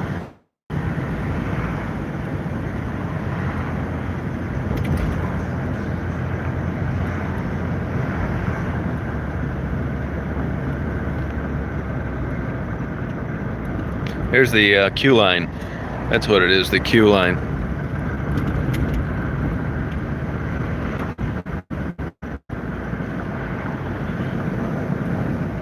It's coming out, which is good.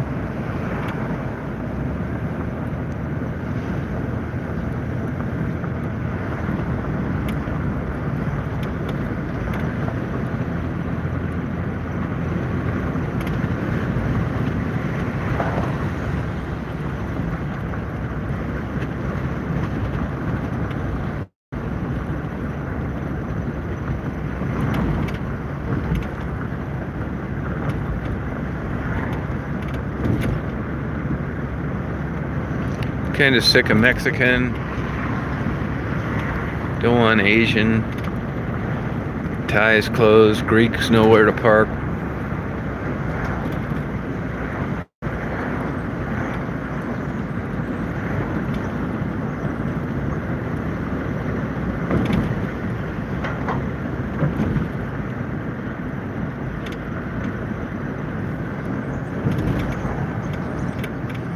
Daisy is enjoying the day.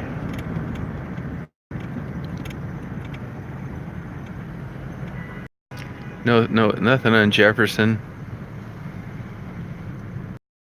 Royal Oak's a big ripoff. Parking's impossible. Clausen's bullshit.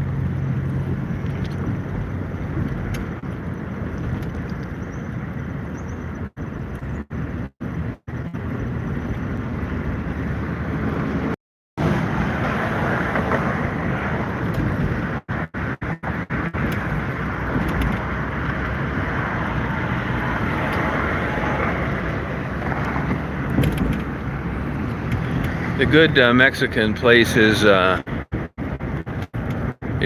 closed today anyway, except in off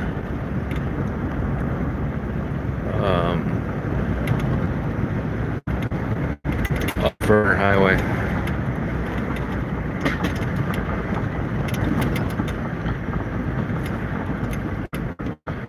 And I'm gonna bust a move here.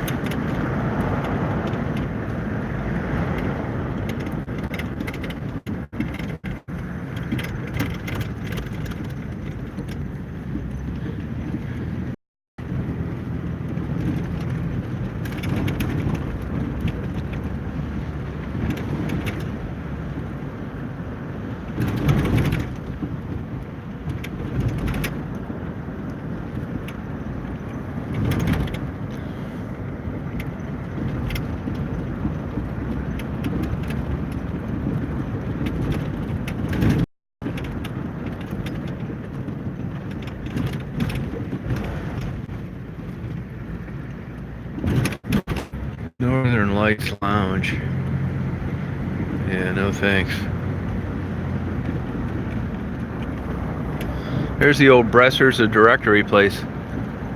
I used to have all those around Detroit and downriver.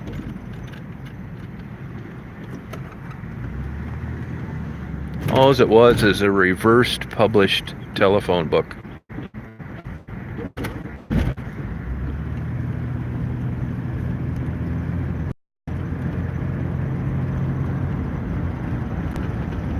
Hey Lori, how you doing? How's it going there? Yeah, shawarma. I had quite a bit of that in the last month.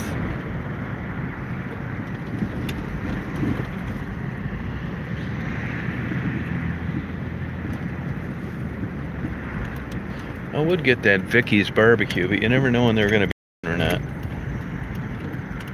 Kind of weird.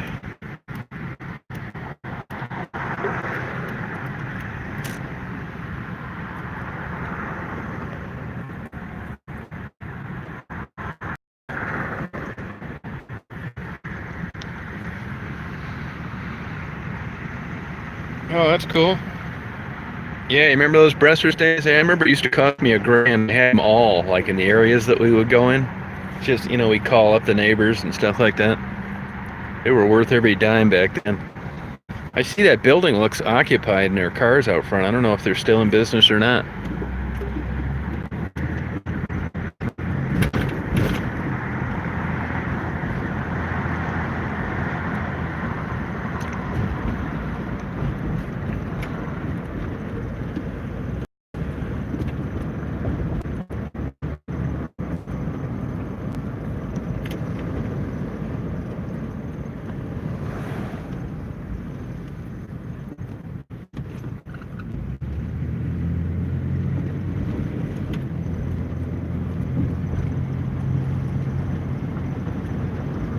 Daisy likes it just like this, perfect. Right, hon? You good girl looking back at people? Yeah, hon. That's a girl looking back at Dad.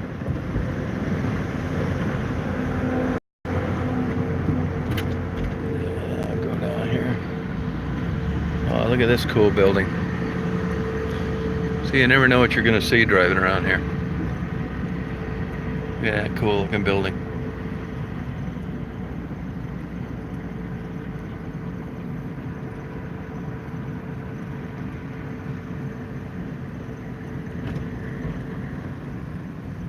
There's some more up here.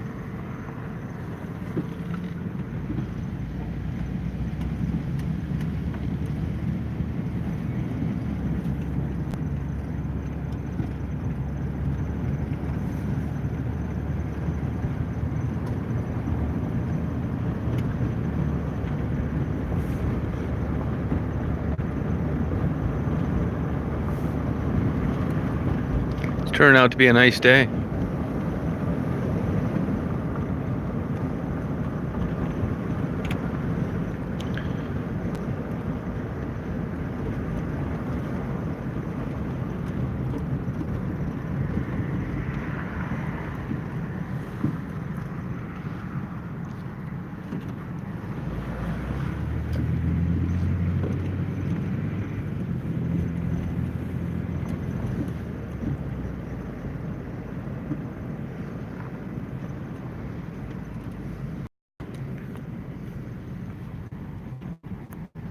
That fishbone sucks. I was going there when they first opened.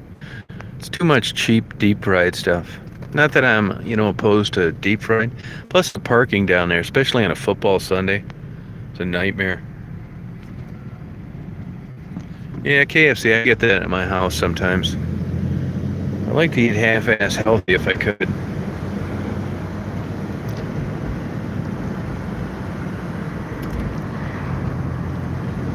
Smoke a bong. Yeah, Tom's toothpaste. That's a bunch of bullshit. My wife was really into that stuff. All it is a bunch of baking soda. I look at that, all that natural stuff with skepticism. Bunch of bullshit.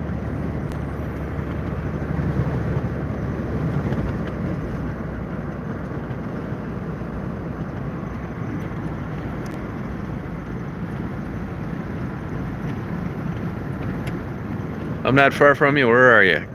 Come out wherever you are. I'd like to go up on top of that building. Smoke a bong on the top.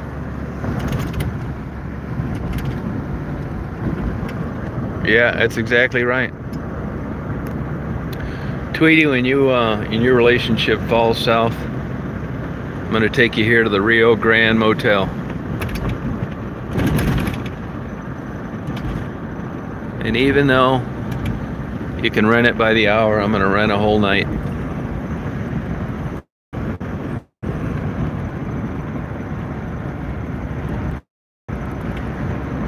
Oh, really? I'm glad I missed it.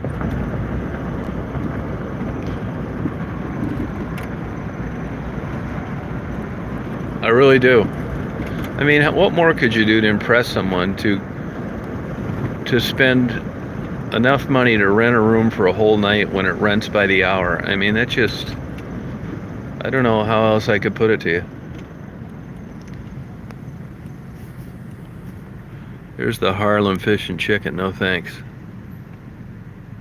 I'll just make my way down here. I'm on Dexter. Yeah, thank you. You know, I can tell already that you appreciate it, and that's half the battle. That's why I said I do these little tricks like I did with Sherry the other night. It's important that I figure out early how you react to things, where you're coming from. If you just said that place looks disgusting, well, you just totally missed the point. I give you an A for picking up on that. And now I understand how you caught the fake Tasha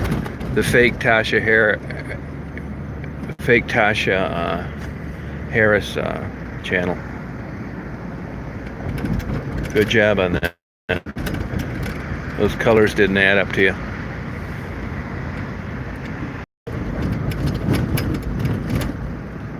Excellent job. Great job.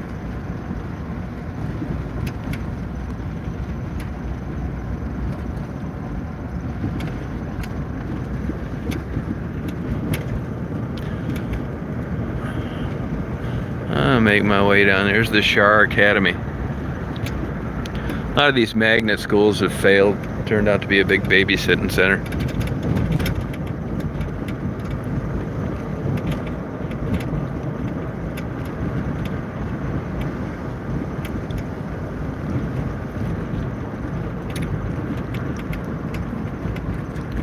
Motown Market. Not doing too hot.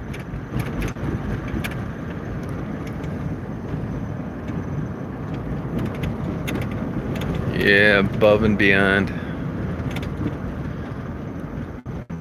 That's me. Look at that beautiful old building. Empty. Whole damn thing.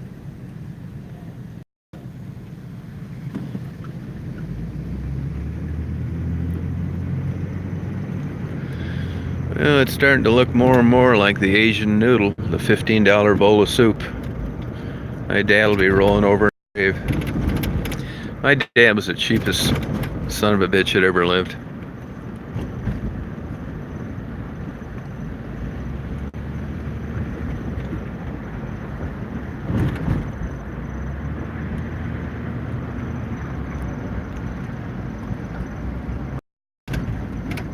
Hey Amanda, how you doing?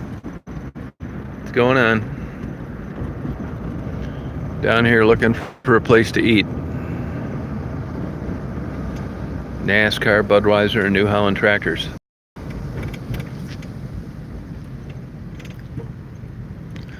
So here's one. It looks like Vicky's could be open down there. You never know. That's the strangest place. I don't think it is. I don't see any cars there. I might go by there if no cars come here. Turn left. I'd like to see. It could be open, but it doesn't look like it. Yeah, I've been by there before. It's supposed to be open, and it's not. It's weird. They have good ratings for barbecue. They say the people are rude there. My type place. That means they put up a bunch of bullshit. Cool looking building too.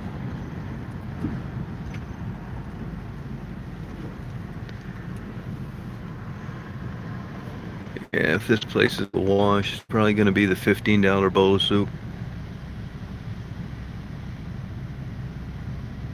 Oh, that's cool, Steve.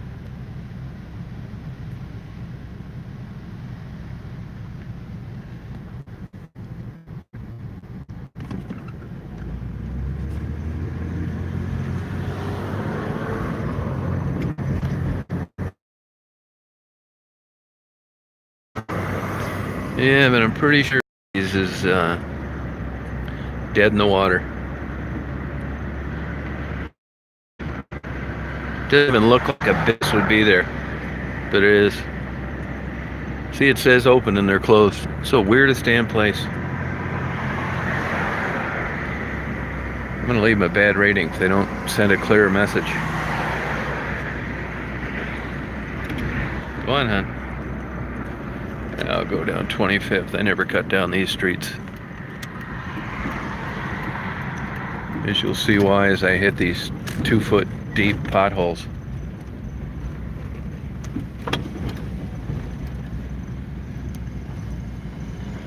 Going to the den, what's that? Where is it? The Michigan Stroll? Yeah, I've been there. I'm gonna go back though, I'll tell you that. This will work out good for as far as timing. One night in Bangkok, Daisy. What are you doing, hon? You can't get down there? You want to get down? Go on. One night in Bangkok.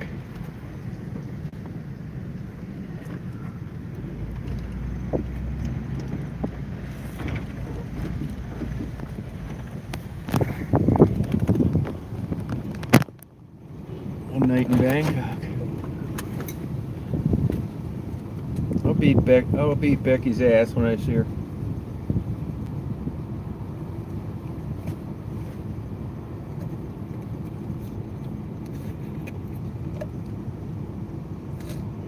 I don't know where Becky hasn't been around for the last 4 days. I guess she's pissed at me. I don't know what happened to her. Probably had a good guy come up, and get her for a couple days or something. I'd like to. I got $20 for Jamie. A bunch of money for Raven.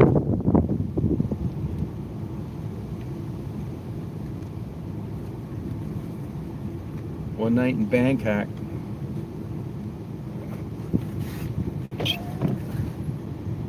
Camera ready. I think Daisy wants something to eat. I got a book for margarita from Sherry. I got stuff. I got ravioli for Cricket.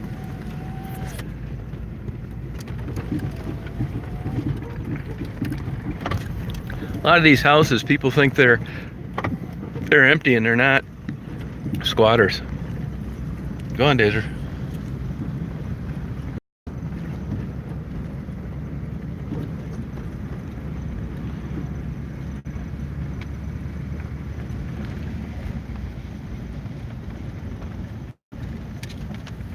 Oh, Daisy just saw a squirrel.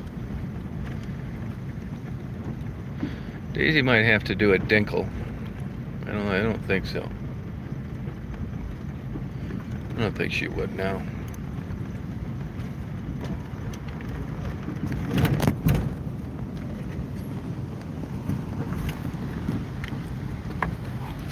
We're tire dumpers.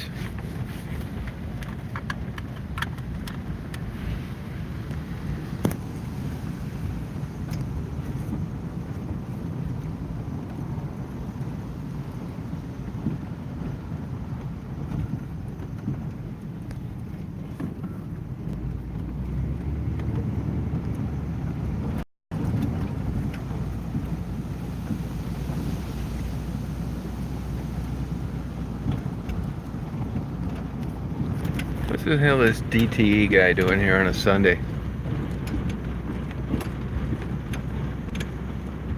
Kind of weird.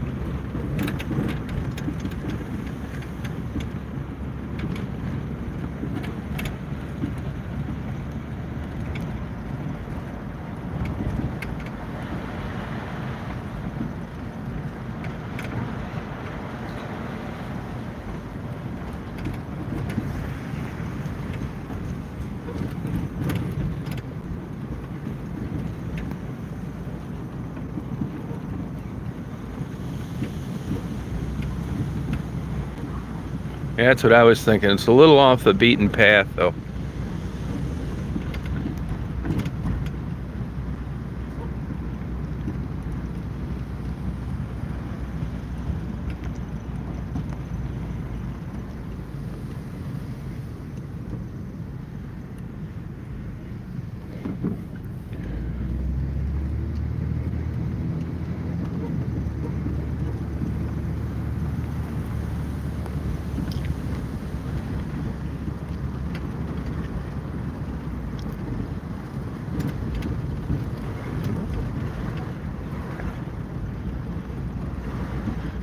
Martin Luther King Jr. Drive.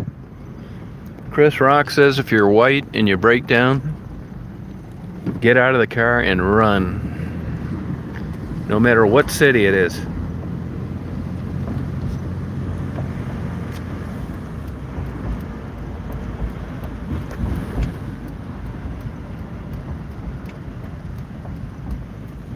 Yeah, I know. Yeah, Daisy's, I gotta keep an eye on her. Daisy's a really smart dog. I know it's my dog and I dote on her. It's true, but I've had a lot of dogs. She will sneak a bite if she can get away with it. I don't know why she's like that. But my Dazer will sneak a bite if she's an opportunity. I could do a quick Michigan stroll and head down for the $15 bowl of soup.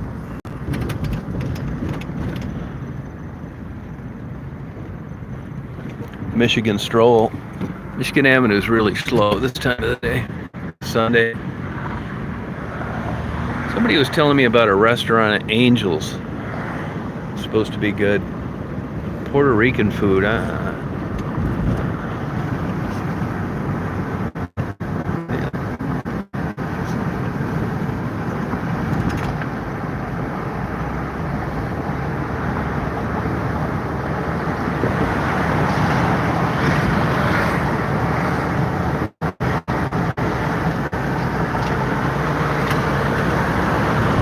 Oh, that guy's got his dog too. Look at that dog, Daisy, another dog. Look at Daisy's meeting dogs going down the highway. That guy's got a Crown Vic.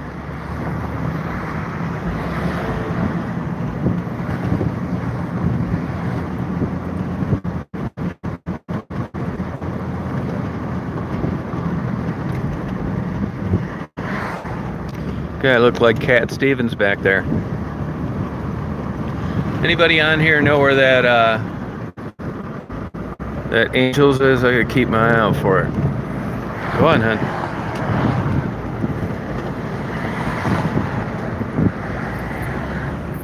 Now keep your eyes out. You could see Rachel around here.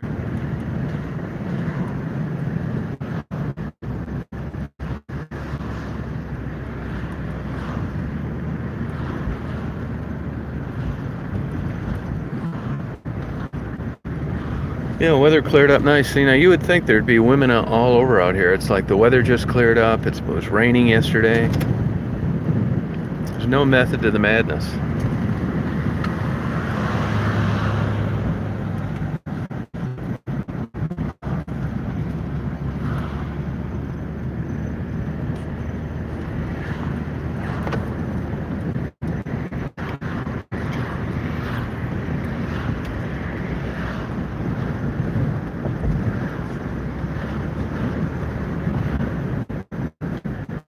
LA Insurance. Insurance by the week.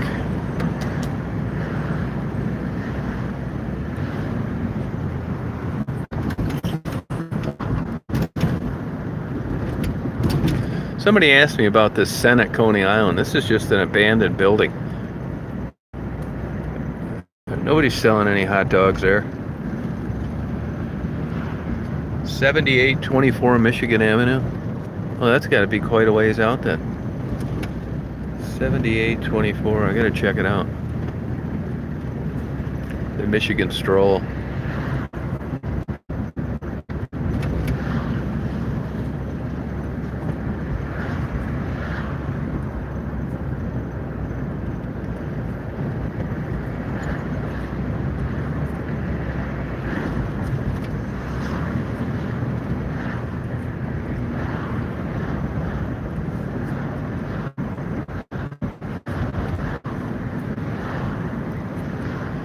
78.24. That's a ways out here. 250. I could eat at the old Wyoming thing. Fancy Island. That's a good name for the topless bar. It's got a nice ring to it.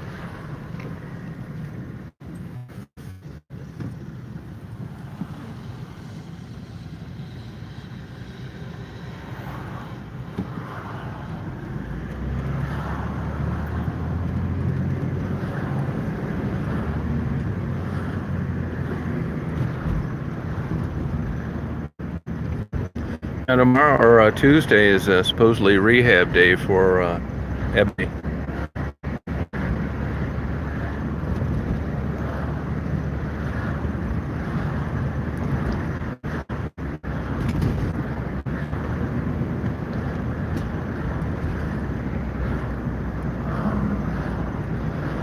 $78.24. What the hell is it? What number I'm up to now? Well, I'm coming up close. 78. Well, I can't believe I would have never wanted to stop at this place. Mattresses. Anybody need a mattress?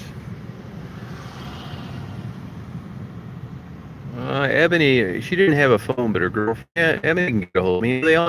They find phones some way. Her girlfriend, Jamie, has it too. Wendy could contact me, wants a blanket, which I'm going to get her. Serial killing and handing out blankets. Here's the Casbah, rock the Casbah. You guys need to rock the Casbah. Where is this fucking place? That's Ebony's hangout, the Citgo gas station.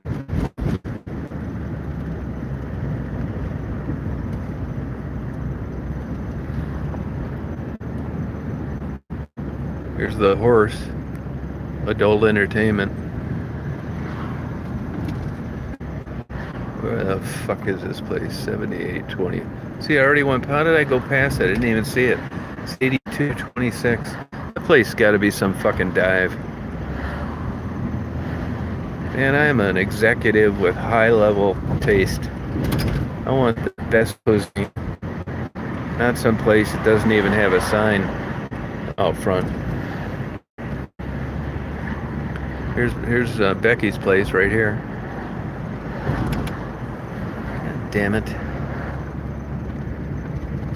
Okay, 7824. How did I not even see that place? Must be losing my vision. I'm a little tired today, which doesn't help. There aren't any good Arabic places here either. Not too far, but I don't really feel like any Arabic food.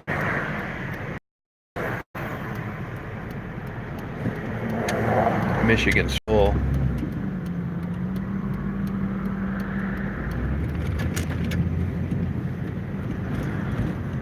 Once you do the Michigan Stroll,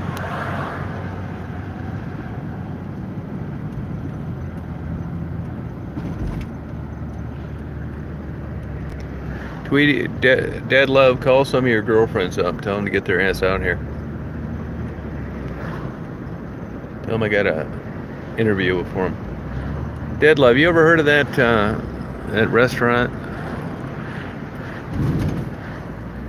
One I brought up a little while ago. 7824.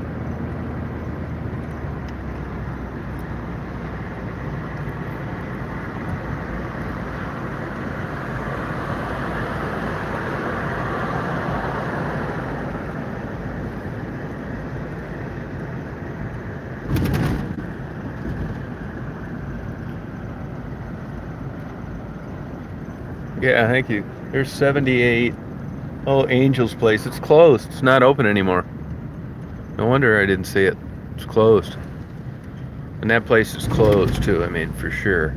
It's not just closed for Sunday. Let's see, Central. Yeah, I'll cut down Central. Might just find me a... I don't really like the taco carts as well. They're okay, but I'd rather just sit down. look out the window, dream of how many views I'm gonna get, subscribers, thumbs up. No, it's closed. Yeah.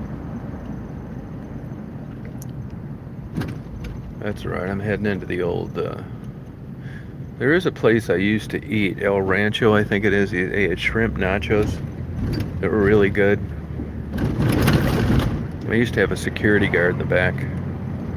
I might try that. I might just get something off the chart Mexican dish I never had before.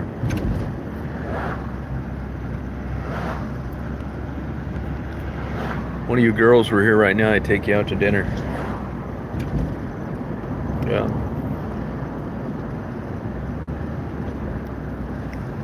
Once in a while, rarely. Like I said, most of my friends, only a couple of my friends know I have a YouTube channel. I never tell them about it. They know I like photography, but they don't know that I do this. But once in a while, I'll tell a waitress or something. It's like, yeah, I'm down here doing some videos. You know, it's like, well, where do you live? It's like West Branch. You come all the way down here for videos? Yep, I do. And what kind of videos are they?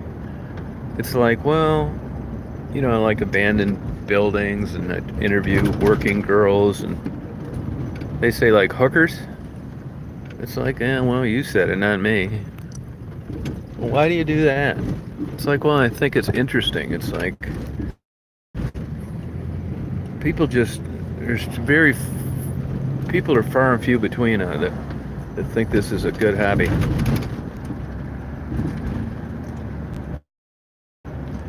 Daisy thinks it's a good hobby. She said, you better let me out of this van pretty soon, bitch. Go on, huh? Go on. Go. The sun's coming out. Look at these trees. Looking really nice now. No, last Big Boy was near Belle Isle. That's alright. Big Boy sucks. I wish the one near me would go out of business. They haven't changed their menu in 75 years. No wonder they're going out of business.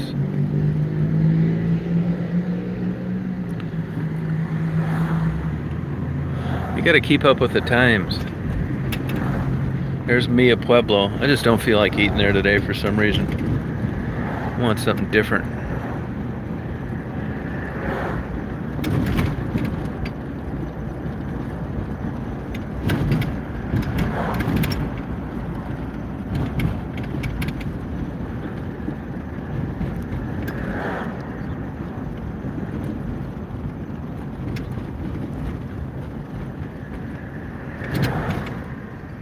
Come on, man. Hit the gas. These Mexican grocery stores are great. Just really, it looks like something in a magazine. I'm not kidding you. Excuse me. So I'll check down here. I'll try this place. See if it looks good to me.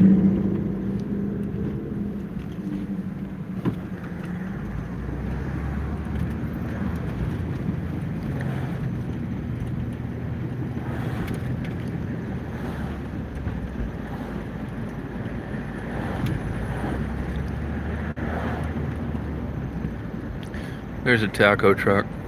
I just don't feel like eating that today. It's cold out. Slop that shit all over trying to put hot sauce on it. So I'm gonna buy you a dress, Tweety, right in there. I'm gonna get a brand new mattress.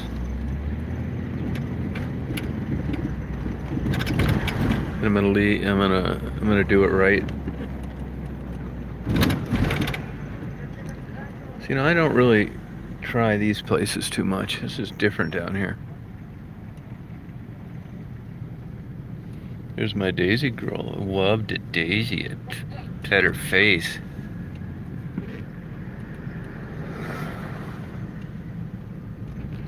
There is a chicken place way down. Nah, that's behind me, actually, on Dick's. You can go in there and get chicken. It's just so damn dirty looking.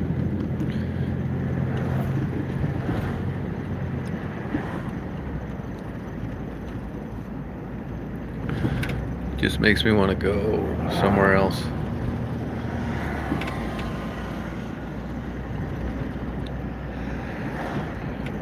Let's see.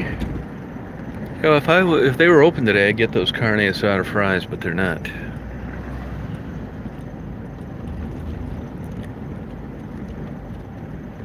I think I'm pretty much hosed. I've never went and had anything to eat at these places.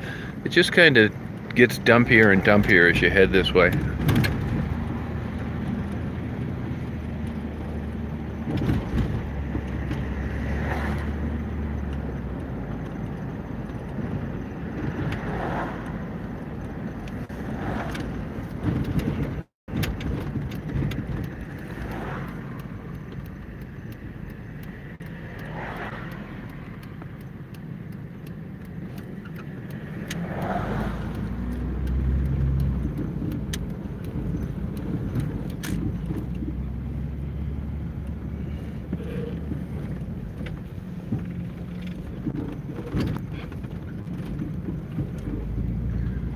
Getting pissed off.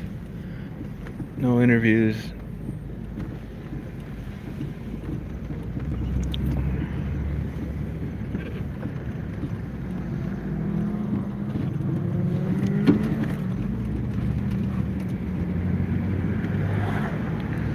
I think this is a worker girl, but I'm not sure.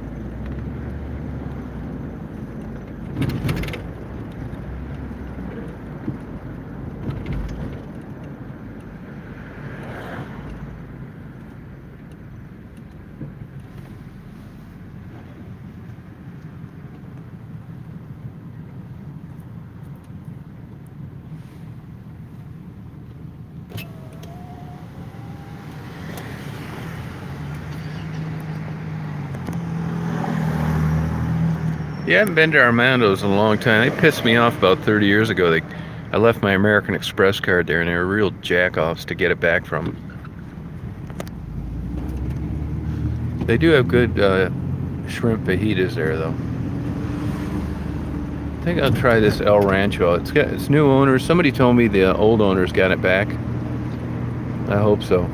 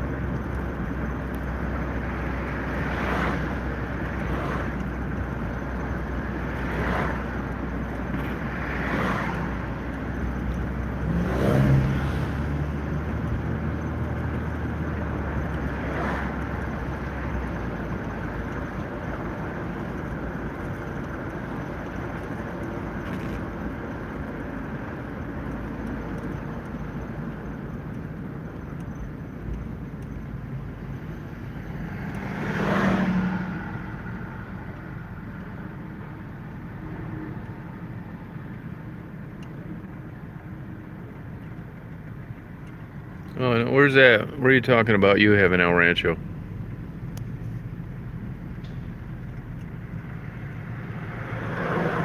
Family Fare is about ready to go out of business where I'm at.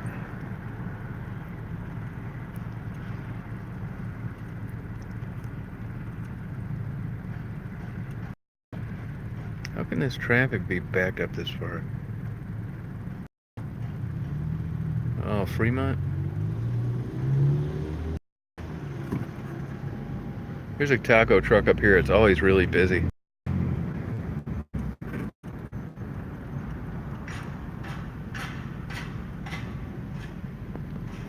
The blind leading the blind.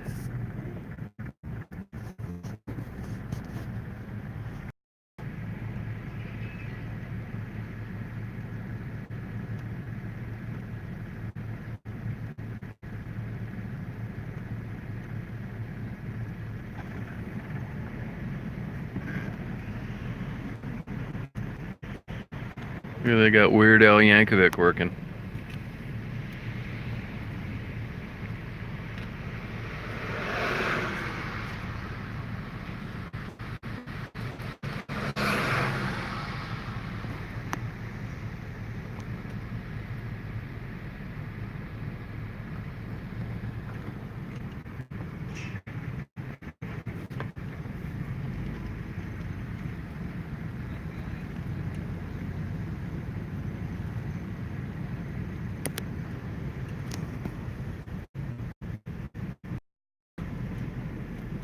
It looked like it, didn't it, Dead Love?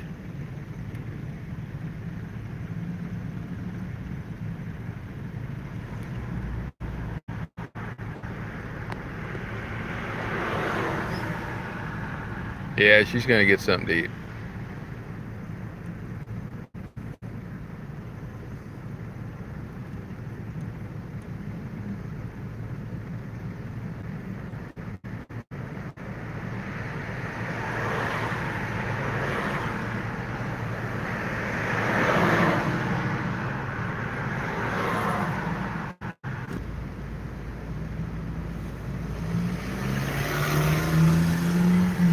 It's up here in this lawn.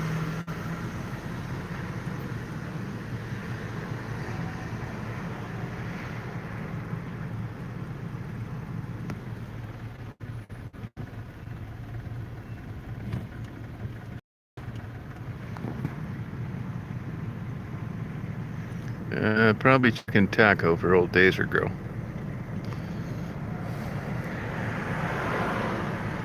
Yeah, I don't like tamales. I don't like burritos either.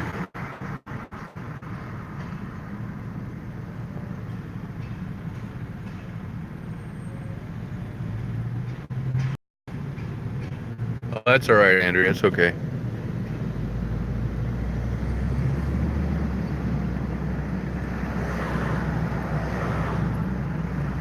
See that taco truck right there? There's always people there. Look, there's people eating outside.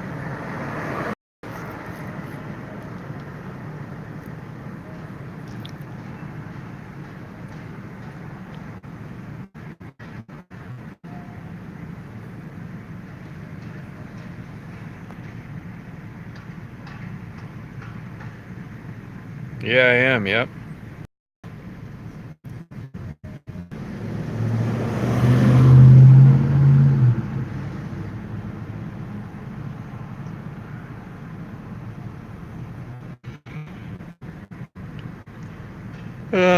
It's a real fire pit.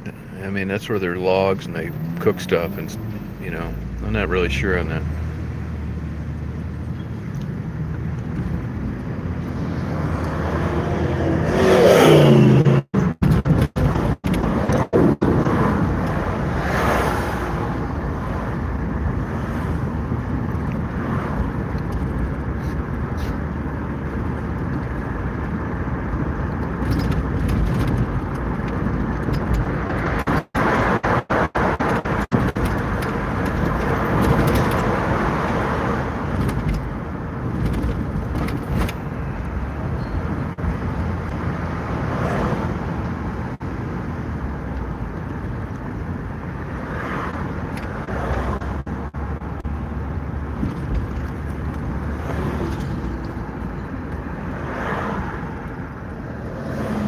I got a book I'm gonna give Marguerite from Sherry. I got a whole bag of stuff for Rebecca too.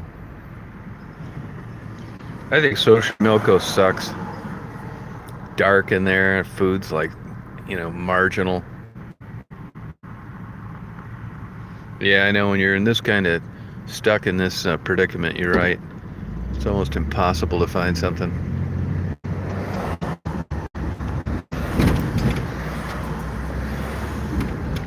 It's a Mexican department store.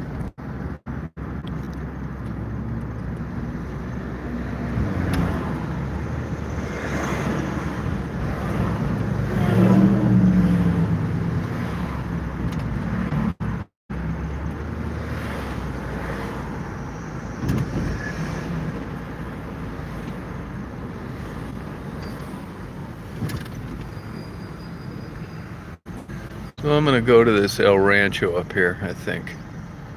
Hopefully they have shrimp nachos still. And a security guard in back. I'm not too worried about somebody getting in the van though.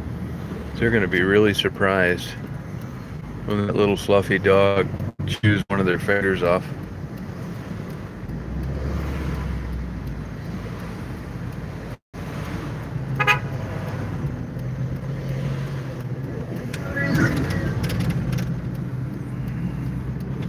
This is a fantastic store right here. Oh yeah, it's busy here today. Hope the guard's working.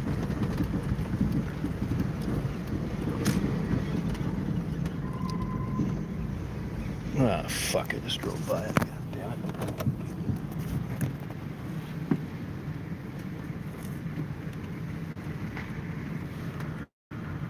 I bet the guard is working because it's busy.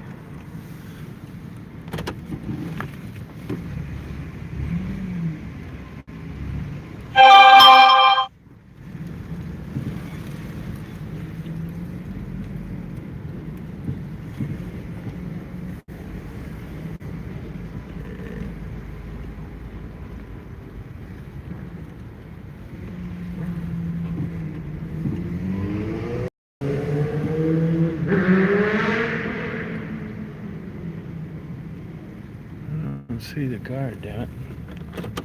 That's right, I got Daisy here.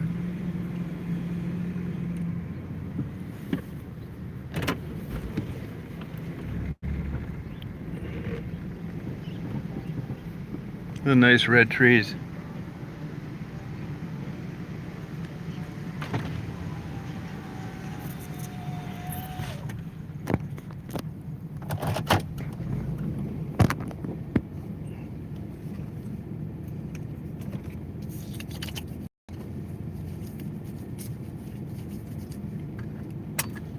You stay, hon. Dad, be right back.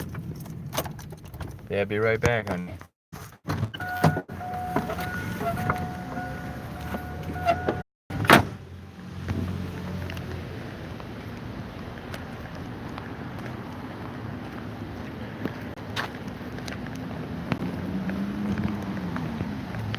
I'm ready to party now. Yeah. I haven't been here in probably 4 years.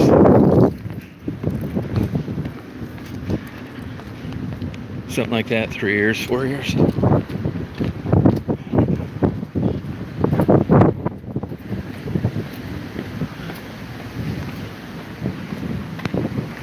Yeah, that is one great grocery store. I'm not kidding you.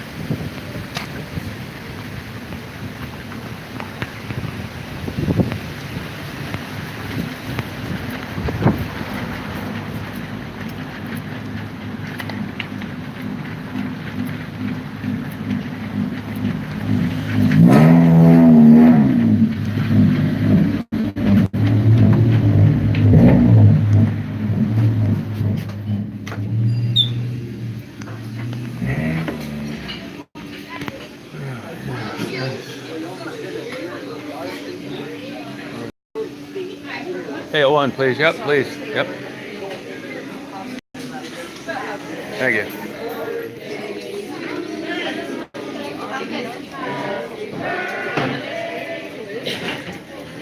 Thank you. Thanks a lot.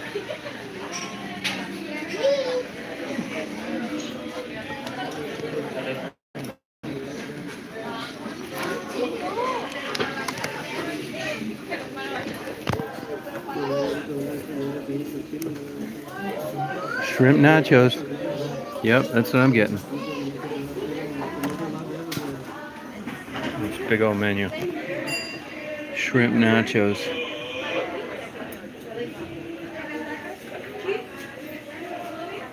Can't wait to get this.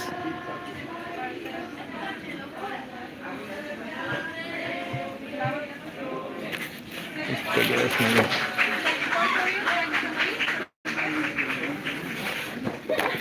How you doing? No, good. Good. Thank you.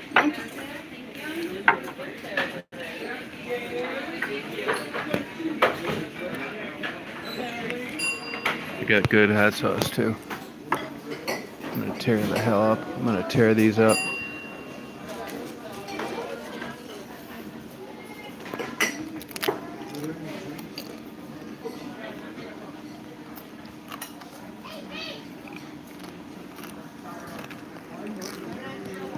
Wish you guys here were here to join me.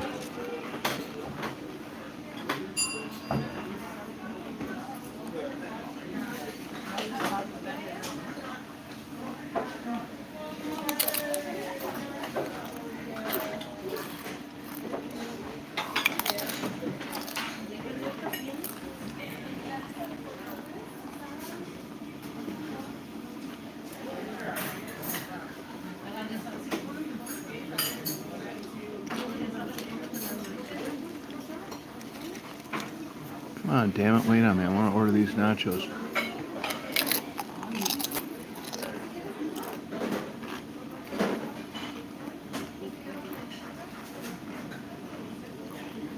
El Rancho, I haven't been here in about 4 years. They closed early one night, about 45 minutes early, and it was snowing like a motherfucker. And I went out of my way to get here, and they closed early. I called them up and bitched their ass out. And the guy said if they didn't like it, don't come back. So I didn't.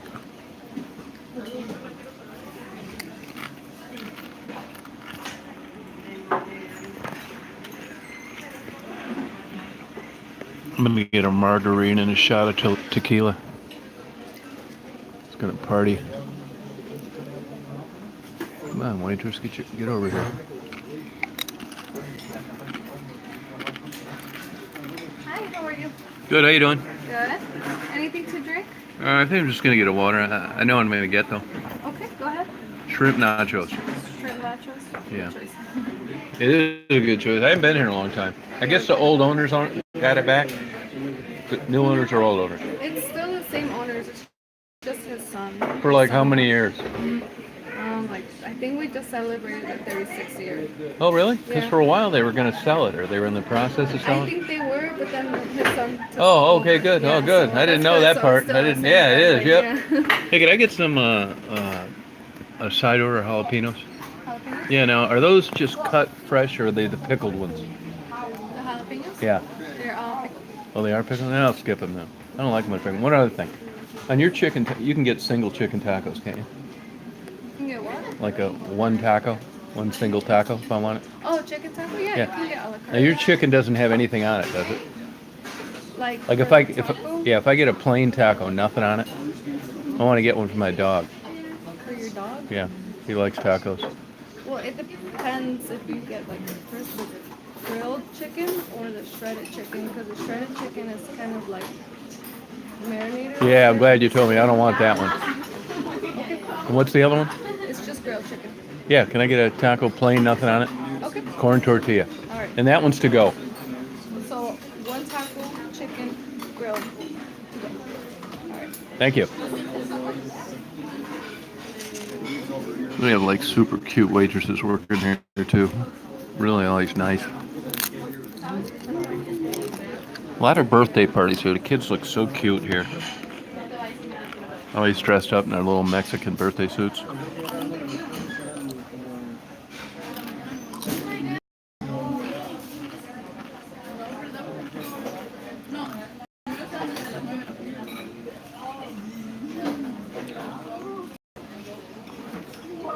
Yeah, you guys are assuming that Marguerite, wants all this. You picture her in a brand new Lazy Boy in front of a gas-fired fake wood stove in the winter until she drifts off into sleep. That's not Marguerite. Marguerite feels most comfortable when it's about 5 below 0 out and her pant leg is on fire because she fell asleep in the backyard of a home she doesn't own. You guys got to get this right. You're plugging in all this crazy shit that you think she'd like, and she wouldn't like it. Even Kelly, Crazy Kelly, said she got her a room at a 4-star hotel, paid for it, nice night out, and she didn't want to go to it.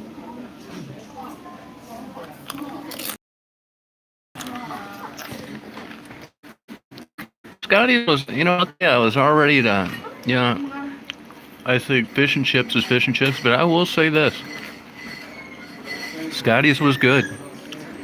I'll tell you why it was good. Fish and chips, it was good. I mean, I got frog legs, which are impossible to find anywhere, and they were only $13. Excellent. But their tartar sauce was great. And they brought you like a whole plate of them too, not some cheesy bullshit. Their coleslaw was great. They had a good roll. Thank you. No fucking around. Great, friendly staff. As far as that kind of fish and chips, fried shit, the fries were great. I can't believe I'm saying this, but, I got to take my biases out of this equation. I give Scotty's an 8. I give Scotty's an 8. I'd go back there.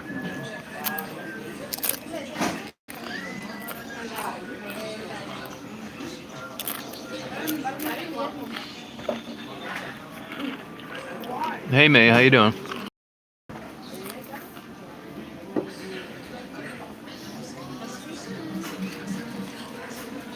It's a moving target, Greg.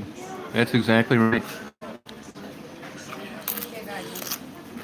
But following to these restaurants that look the same for 50 years, and when they're in bad neighborhoods, people think the food's better. That kind of crazy thinking. And I kind of prejudge Scotty's before I rate there. And it showed me how stupid and ignorant I can be sometimes. I was way off on Scotty's. Glad I went there. Thanks for the recommendation. And I give it an 8.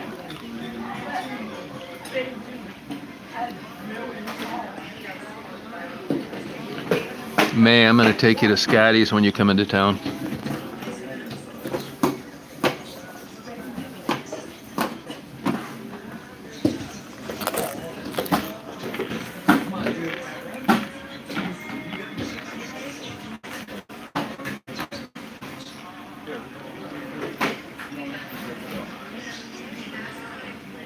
May, don't act like you didn't hear that comment. I said I'm going to take you to Scotty's when you come in town.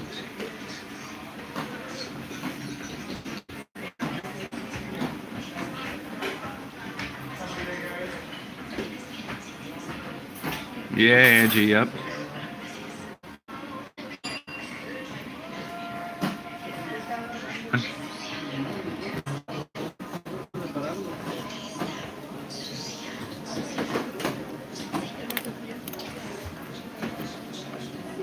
Fish and chips.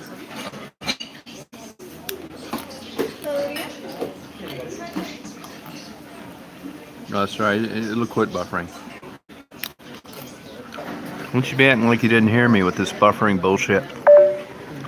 I said we're going to Scotty's. That a girl. That's my girl.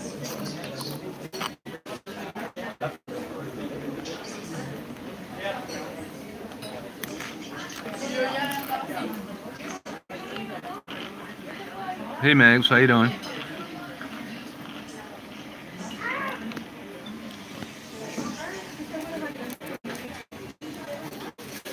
Yeah, that'd be good. Do it.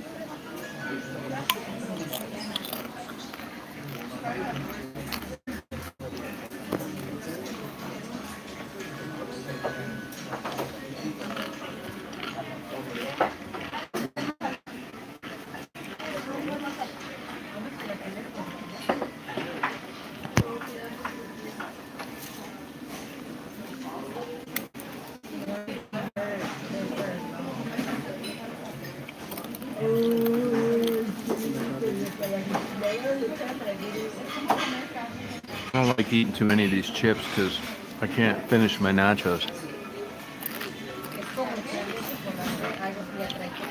Yeah, you wait till you see these shrimp nachos. This is no fucking around. I don't even know any other place I've never even seen them on the menu anywhere.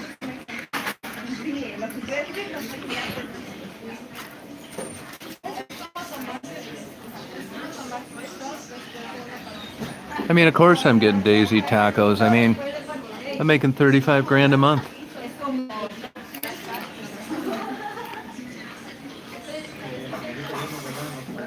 Hey, Flash, what's going on?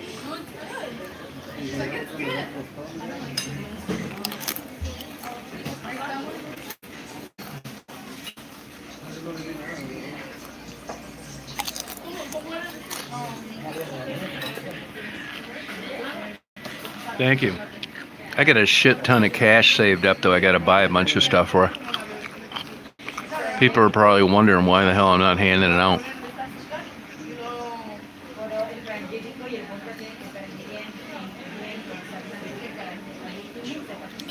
Right on. Everybody's got a price. Everybody's got a dollar amount. Don't you shit yourself. Everybody on this chat has a dollar figure. Oh, thanks, Flash. Appreciate it. I'm just down here fucking around.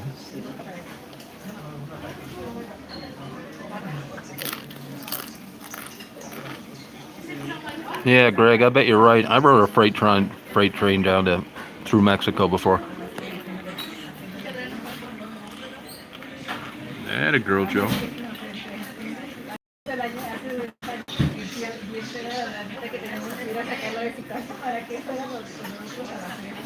That sucks. I've done that before. Come on, where's my shrimp nachos at, damn it? Yeah, Rachel, you know, that's the truth. Alright, here's your shrimp nacho. Thank you. Everything. Yeah, looks just like I dreamed about. Enjoy. Let me know if you need anything. Thanks. Don't forget my... Your taco? Yeah, it's coming up. Oh, all right. Everything looked good for me. Damn right. Look at this. Look at these shrimp now. These Mexicans got to quit pickling these jalapenos. I don't want those pickled jalapenos. Bunch of bullshit. Look at these shrimp nachos. Wow. Big shrimp too.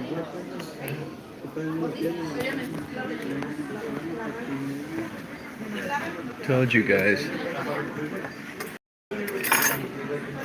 This is money people wanted me to hand out to Rebecca. I'm buying shrimp nachos with it. It is good.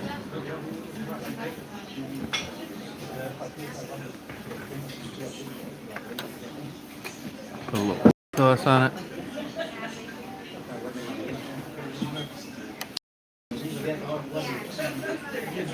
I'm gonna write all this bullshit off income tax too. Why not? It's a food review. Man, I figured out with my new YouTube channel, I'm never gonna pay income tax again. I got too many deductions. Let me give you the taste test on this great nacho chip shrimp.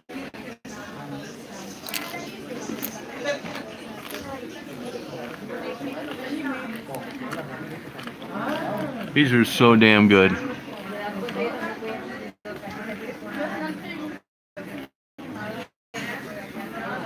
Here's your taco tomorrow. Hey.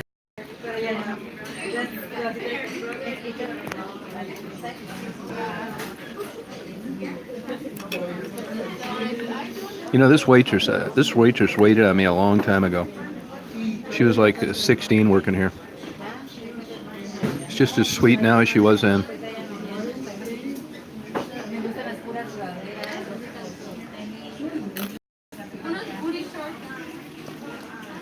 These are hitting the spot.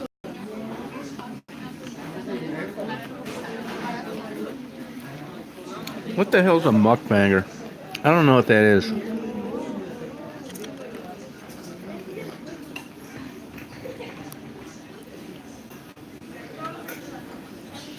You guys want to know why I don't want to go back to West Branch? I'll tell you why. If I felt like Mexican, it was Taco Bell.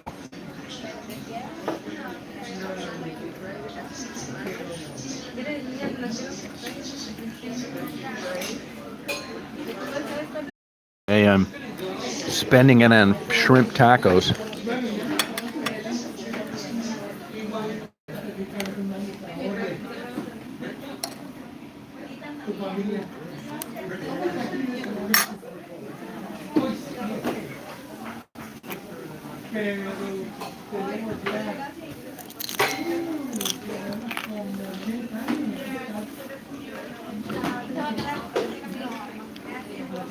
I don't even know what mukbanging is.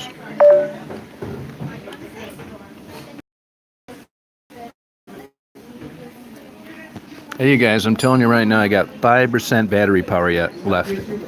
So when that circle starts spinning around, it's lights out for a couple hours.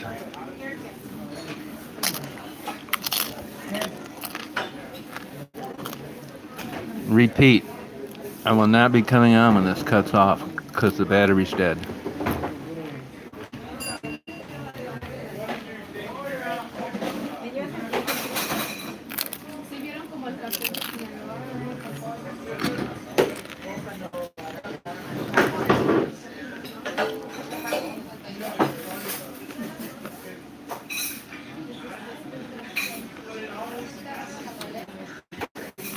So good.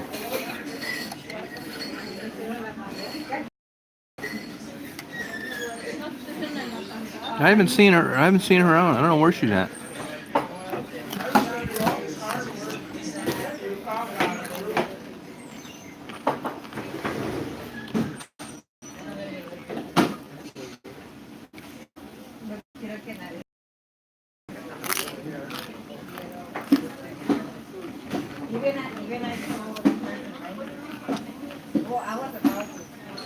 Bye, Tweety.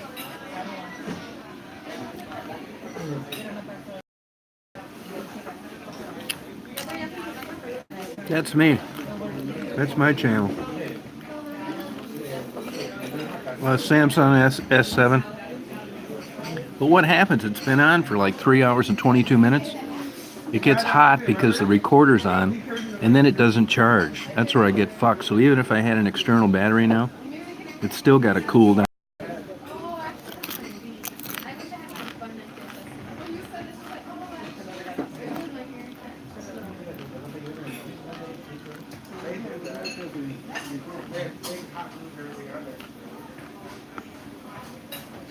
Yeah, when the recorder's on that long.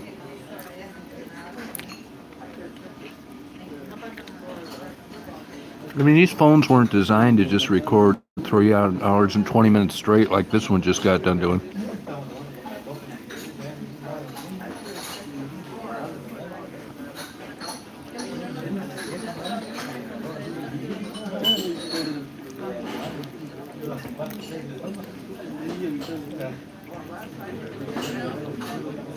These are good as hell.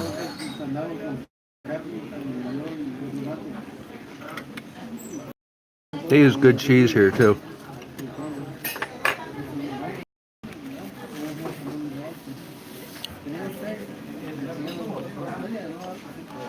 Oh, thank you, Rachel.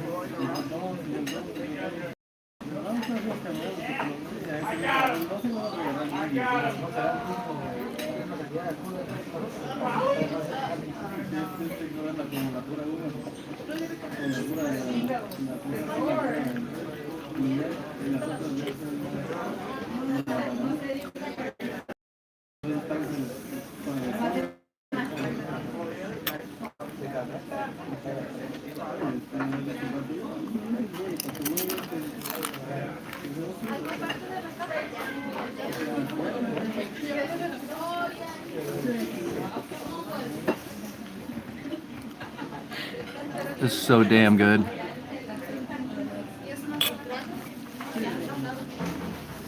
It's good.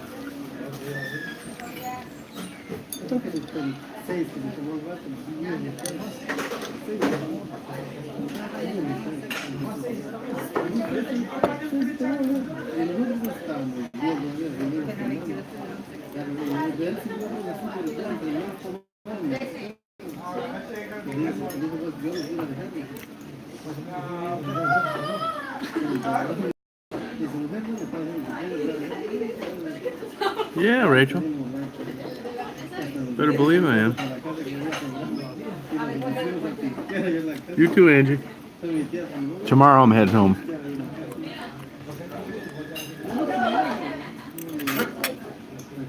Yeah, definitely. I'm gonna be solid stroll after dinner.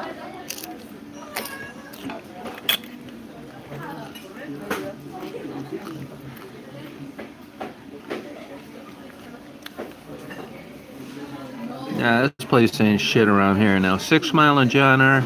Yeah, you're not gonna see me out there at midnight. I'm not a total fucking idiot.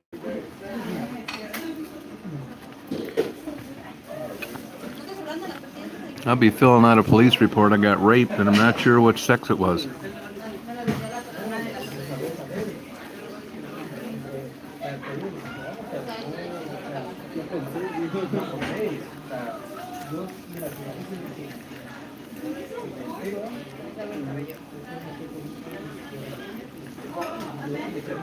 Yeah, these are good.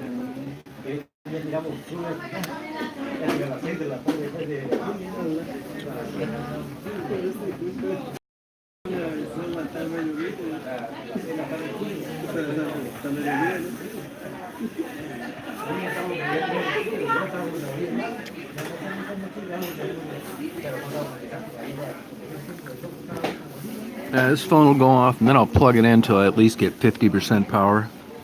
Take about a half hour. I'll go do around still photography until my phone charges back up.